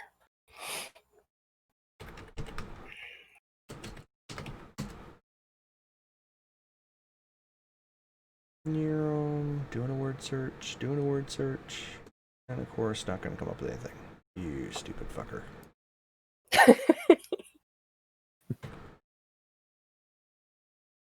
Probably hyphenated it, didn't they? It looks like they did, yeah. And there it is. Okay, so there's at least a listing of it. Omni Shield. Do you start off with it? Yes. Well, yeah, because of a Guardian. Guardians get it at 3rd level. Oh, my bad. Okay, then I don't do that, and I'm gonna go ahead and But open wi- up at on. third, but at third level, you can pull it out as a bonus action, so it would not cost you a full attack. Okay. All right, I'm just gonna go ahead and unload on those guys. Okay. All right, go ahead and roll a d20. 16. Nice. All right, so you looks like you clipped somebody, so go ahead and roll for damage.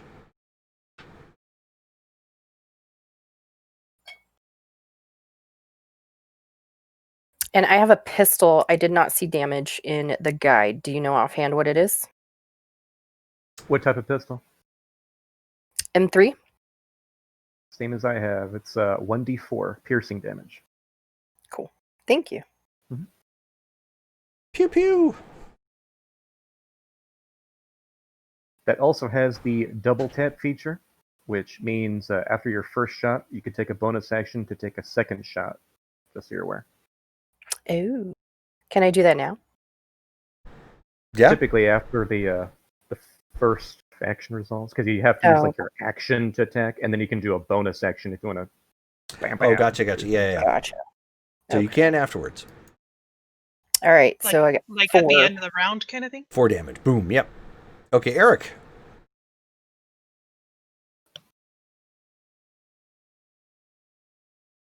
Eric is quiet. Oh, sorry. I'm gonna plug away on at the nearest one to me as well. Okay. So firing into the hole. Yeah. Ooh, that's a 19, man. Nice. Okay, that's going to hit. Go ahead and roll damage. I also didn't find my damage, but I've got an M8 Avenger assault rifle. Anybody already got that, or do I need to look it up? I don't think anybody else. I don't have does. that. Okay. Sorry about that, man. No, I'll so- write it down for sure, though. Dang it. Actually, no, this is not what I was looking for. Shit.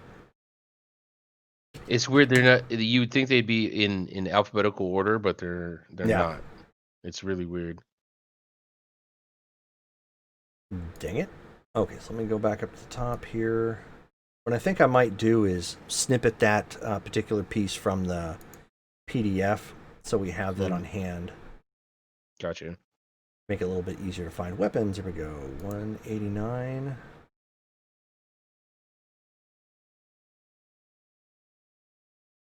I think I found it. M8 Avenger Mm-hmm. damage 1d8 1d8 piercing.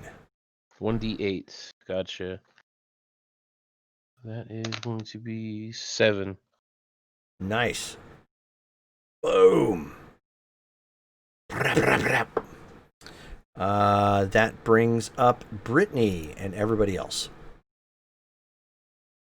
I'm gonna step in and cast Shockwave. Okay. And I don't have my manual on me, but my notes say it is 2 meters wide by 10 meters long. Causes 3d6 plus knocks prone, and then 3d6 divided by 2 force damage. Oh, I think it's 3d6 force damage, and then if they get their saving throw, then it's half that. Here we go. Shockwave. Level 1 biotic. Nice. Yeah, so they gotta make save throws.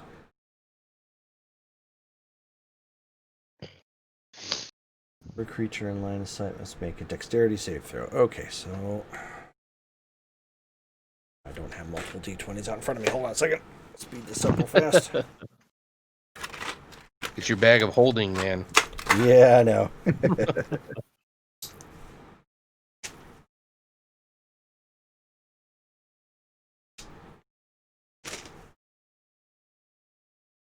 Okay, that should be enough. I can re-roll as necessary. All right. And I rolled 8 damage. Off a 3d6? Bummer. I know. Because he had to divide by 2. Is that why? No, they. She said Oh. no. I just suck ass Yeah. rolls, Oh. dude. Dang. Remember the teasing they did earlier on? That would be why. Okay, so she launches out this shockwave into the mine itself, which lights up the mine temporarily. As you hear some of the combatants fall. Gunfire is still coming out. That will cut down on a few of them firing, at least for this round. Ah. Okay. Boom, boom, boom. No, no, no. Boom, boom, boom. Ow. Are the lights on in there? No, they are not. Has Praza gone yet? Huh? Process going he's trying to duck to the other side Okay. of the mine. Good if we And get as lights you launch that, you hear Grog laugh as he goes racing in. Damn it. Sometimes it's nice to have a Krogan around. And you end up seeing one of the rounds that would have actually likely struck you strikes him right in the shoulder, and he just doesn't even stop. Just bam! And he's like, ha ha ha ha! And he goes charging in, blazing away with his shotgun. Ooh! I love that Krogan, man. You hear somebody yip. Okay. Anybody looking to double tap? Missy. I think Missy? Missy was going to. Would you like to commence with the pew-pewing? I would like to commence with the pew-pewing. Okay. Do I just roll a 20 again, or Roll a d20 again, yes. Ooh, yeah.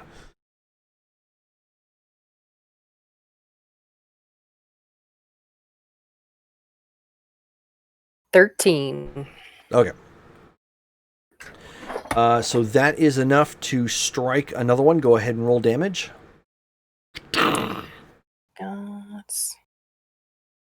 Do you guys recommend another dice roller for the phone? Because this one has crashed on me like 3 times today. Just When you have- use your real ass dice. No, they're cursed. I Babe, actually use. You haven't can used go them to. in so long, though. Sorry, what do you use, Dale?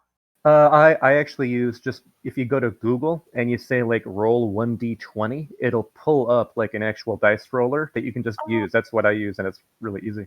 Maybe I'll just do that instead of this stupid app. Saves you a lot of money on actual dice. Yeah.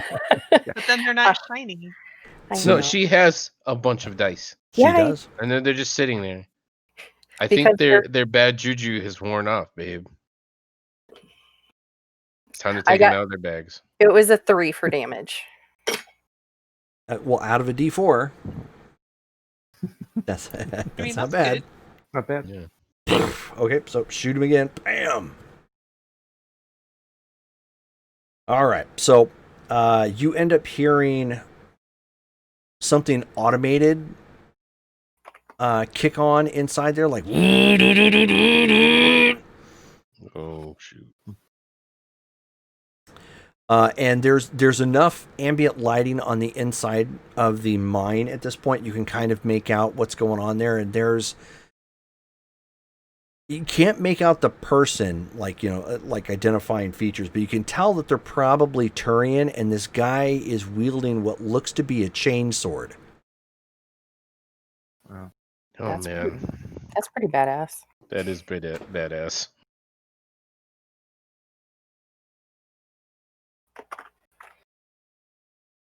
And he's lunging into combat range at this point.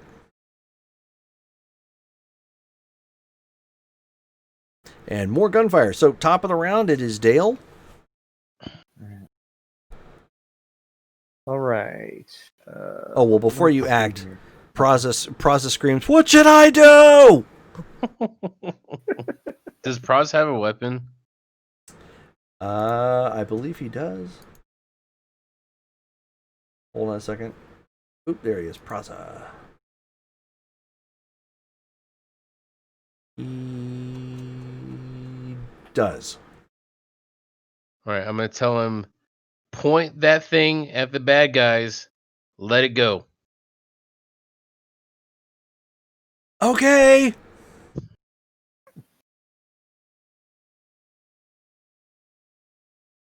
So go ahead and Dale. Yeah, let's see here. Okay, so let's see. Yeah, so they're relatively close. How many could I see if I peek around the edge of the door here and look in? How many hostiles do we have? You think you count 14. Oh, Holy goodness. shit. Okay. Okay. Let's see. 14. And all of them Turians? No. They're all humanoid looking though. Humanoid. Okay. Okay. Let's see. All right. The guy who has the sword that came from Mad Max. Okay. For him, I'm gonna use him as my main target. Is he relatively close to other bad guys, or is he like just off on his lonesome? He's kind of off on his lonesome. Okay. Let's see. In that case, I'll just take regular shots at him with my my Predator pistol here. Okay. Bam.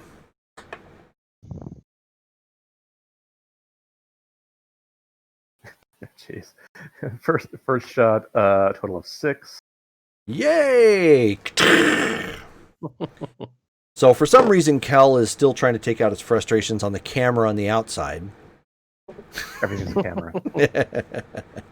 So yeah, you pop a shot off at him as you duck around, but maybe you came around too quickly and the shot went wide and struck the ceiling on the inside of the mine, causing a little bit of fragmentation of rock and dirt. Right. Missy.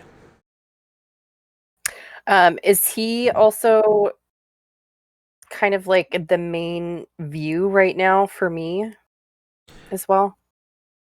Yes, because the only two people who have ducked for cover is Kel and Praza. Okay. I'm just gonna go ahead and start shooting him. Okay. Take this leather face.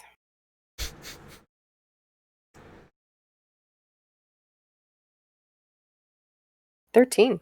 13. Okay. So you fire a shot off at him. It comes significantly closer than Kel's shot, but it does not strike him. Bam. Eric. I'm guessing I can see this guy too. Yes. Okay, I'm going to take a shot at him.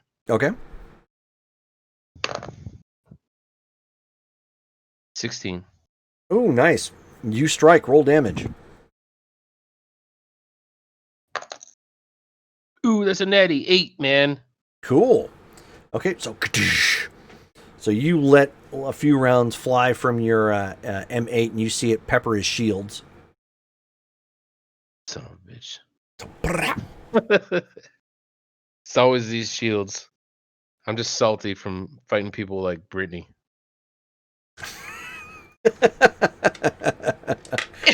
One One of time. these days. That's all it Good takes. heavens. That's all it takes. No love. All right, Brittany. I'm gonna open up with my SMG. Okay. Oh no, just kidding. I have a shotgun. I forgot. I took that instead. Anyway, yeah, to shoot. Let's go. Wow, 9. 9. Okay, so you fire. Ooh, some really bad rolls for shooting tonight.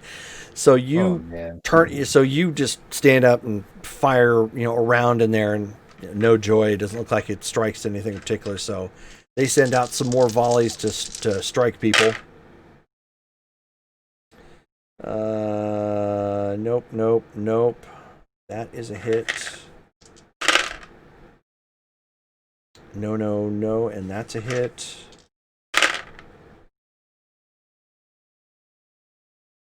They're not having much better luck. That's not it. So there's 3 shots that land. Welcome to our second and final game of Mass Effect. We all Okay, so we got what? 1, 2, 3, 4, 5, 6. Oh, perfect. 6. So 1, 2, 3, 4.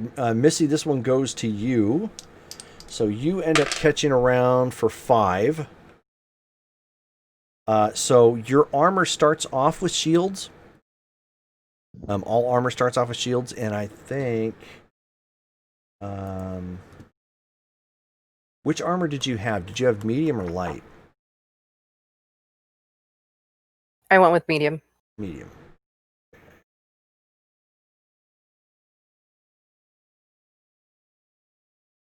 Let's see. Shame nobody came into this with grenades. I know, man. Grenade! Maybe we can borrow one from our transpo guy.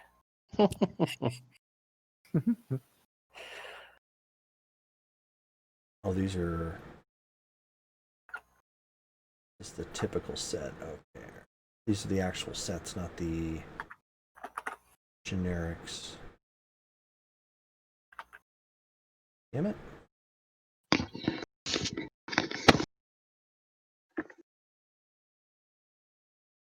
Oh, here we go. Oh, that's just the pricing. Oh, great. Doesn't help me at all. It's supposed to. All the armor is supposed to have shields. Oh, that's right. If he had mods put into it, I bet that's what did it. Okay. All right. So you took 5 points of damage.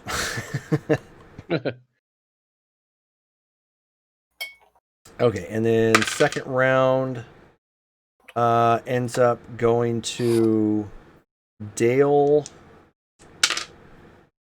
for 3. Okay.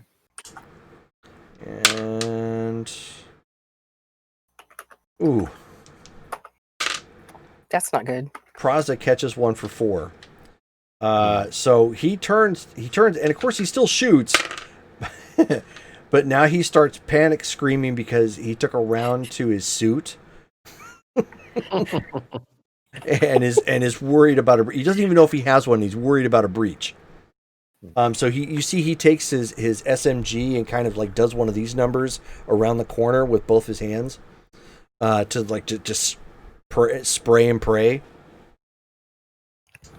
And Dale, from your vantage point, it looks like just his nervous timidity in firing actually struck somebody. Nice. And the SMG actually does a decent bit of damage. So he ends up striking another guy and peppers him up. Okay. That was and then shotgun blasts the herd. It's our rip and kill at will. You hear laughter from Grog as he's charging somebody, and you hear the sickening thud of his head as he headbutts somebody. Just very Krogan of him.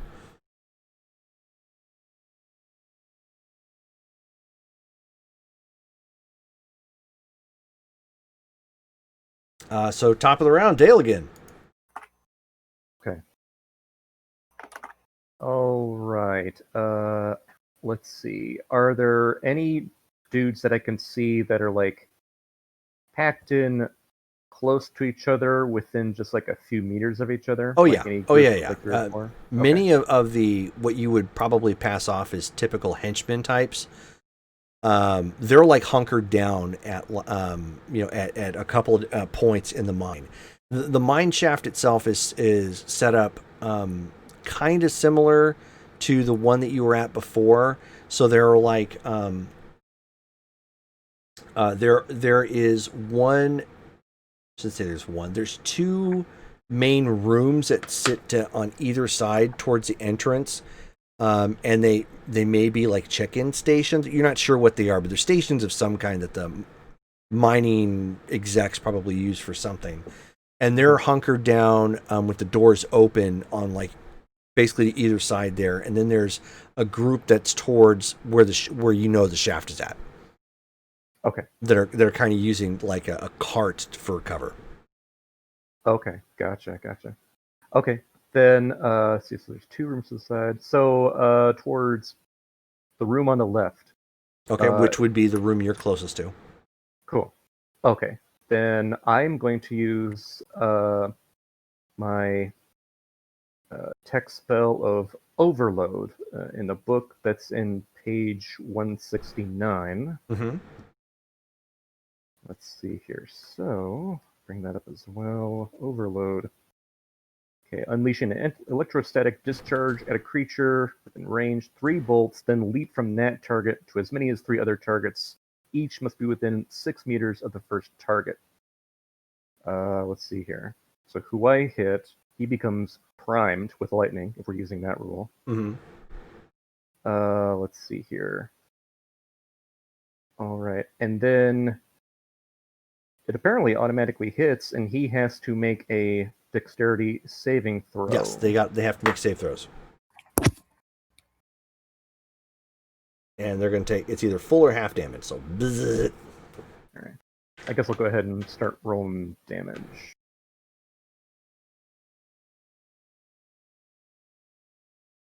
Let's see.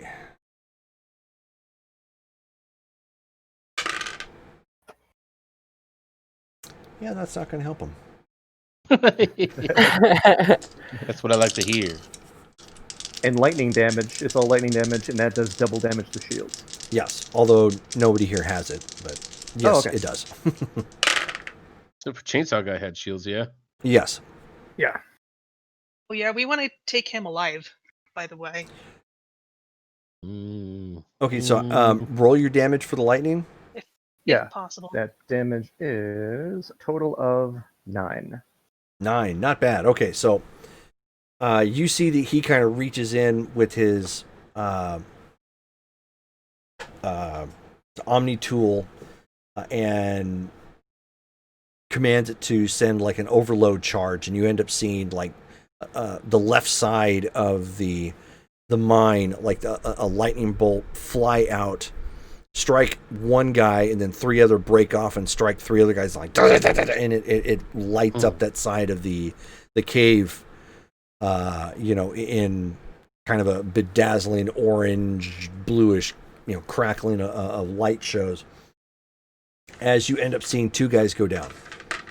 Nice.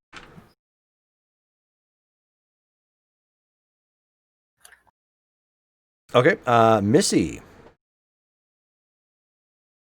Give me just a second. No. No. 1. Okay, there it was. Okay, I'm gonna shoot Leatherface again. Okay.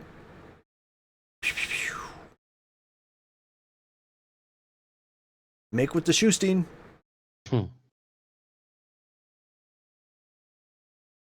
15. Okay. Nice. That will actually no, that will not hit.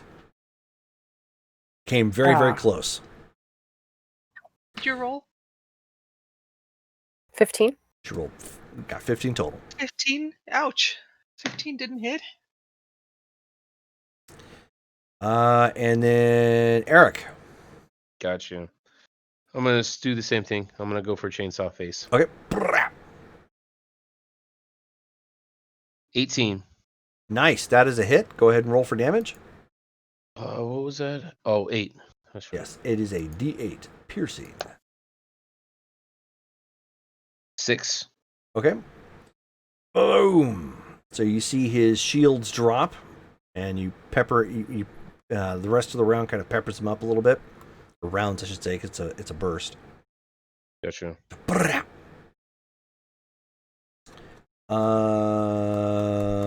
And now that you've got, you guys actually have a decent look at the combatants. Most of the individuals that are in here are, you see like a couple humans, but most of them are Turian and Vorcha. And you see, 1 or 2 Batarian as well, based upon the way their heads are kind of shaped and look. The one that with the chainsword, however, that you guys have been trying to shoot down, he's mostly black-skinned with gold face paint highlighting.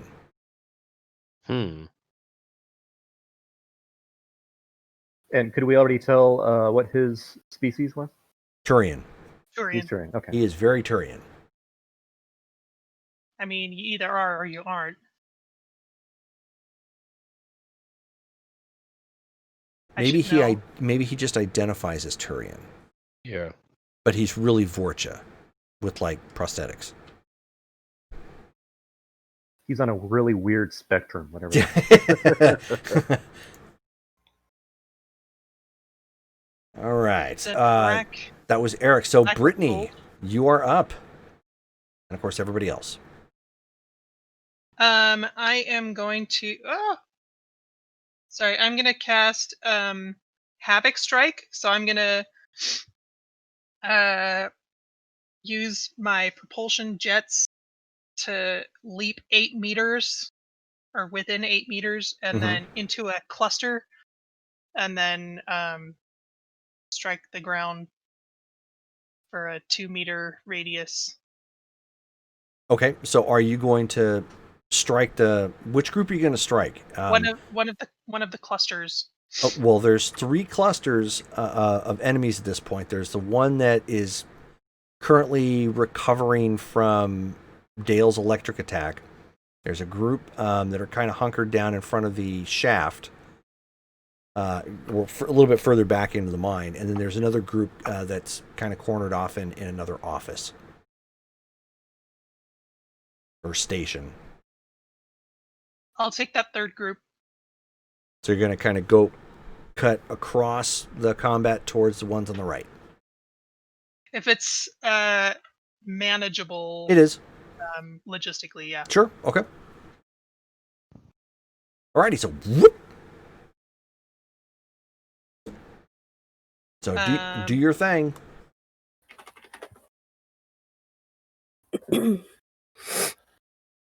And that's 8 thunder damage. 8 thunder damage. All right.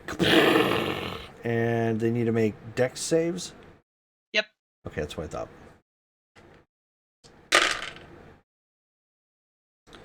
Okay. All but one do not. So you strike the ground and with a thunderous kind of roar, and you know, several of them take damage. And does that cause knockdown? You say no? It does not. It does not. Okay. Everybody takes damage though, except the guy that made his save gets half damage. That's what I thought. Okay, cool. All right, so gunfire. Blah, blah, blah, blah. Oh, and you end up hearing Grog yell out, You're gonna eat my rear rockets and like it. Ooh, yeah. as he forces a Vorcha to eat the barrel of his shotgun, and he fires. Yeah.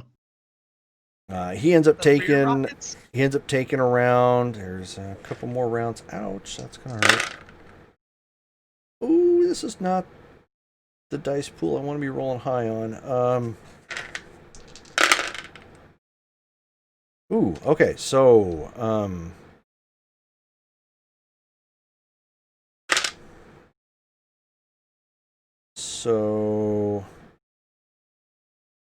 you end up catching a round for 5, Britt.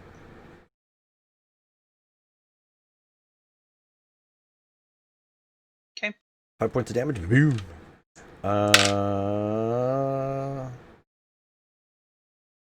That one went to Grog. He's not looking happy. 1, 2, 3, 4. Missy, you take 2. Get zinged with another round. And Eric, you get zinged for 3. Gotcha. By the way, since people are taking damage, I've found as far as shields go, all armor chest pieces come standard with 5 shield points. and See, a I knew I regen rate read of that in there 5. someplace. Mm. Yeah. Okay. So you So can I still apparently have- build on that with like mods and things. Yeah. Two. So I still have 2 shield then. So with the. So did I take 5 damage to my shields? Yes. Okay. Shields are in this game. Shields are kind of like temporary hit points, just like it would be in the Mass Effect video game. How long does it take them to regenerate? If you don't like, it's That's a great question. They have that in here as well. The shields all have their own regenerative value, but you have to not attack in order to do that, like duck around a corner for full cover or something. And then it starts to you get whatever the regen is for the shields.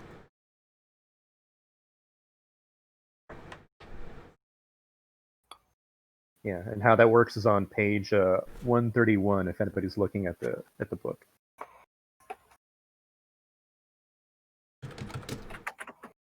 Doink. Thank you.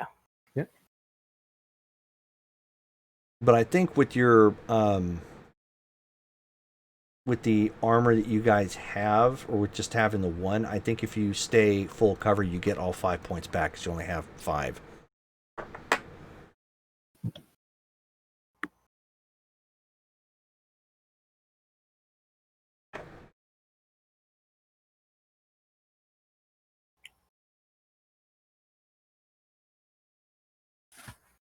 All right, and then what we're going to do here, since we're at the bottom, or actually top of the combat round, and we are now 2.5 hours in, we'll go ahead and hit pause here in mid combat, because I know it's getting, I know it's getting kind of late, so I apologize.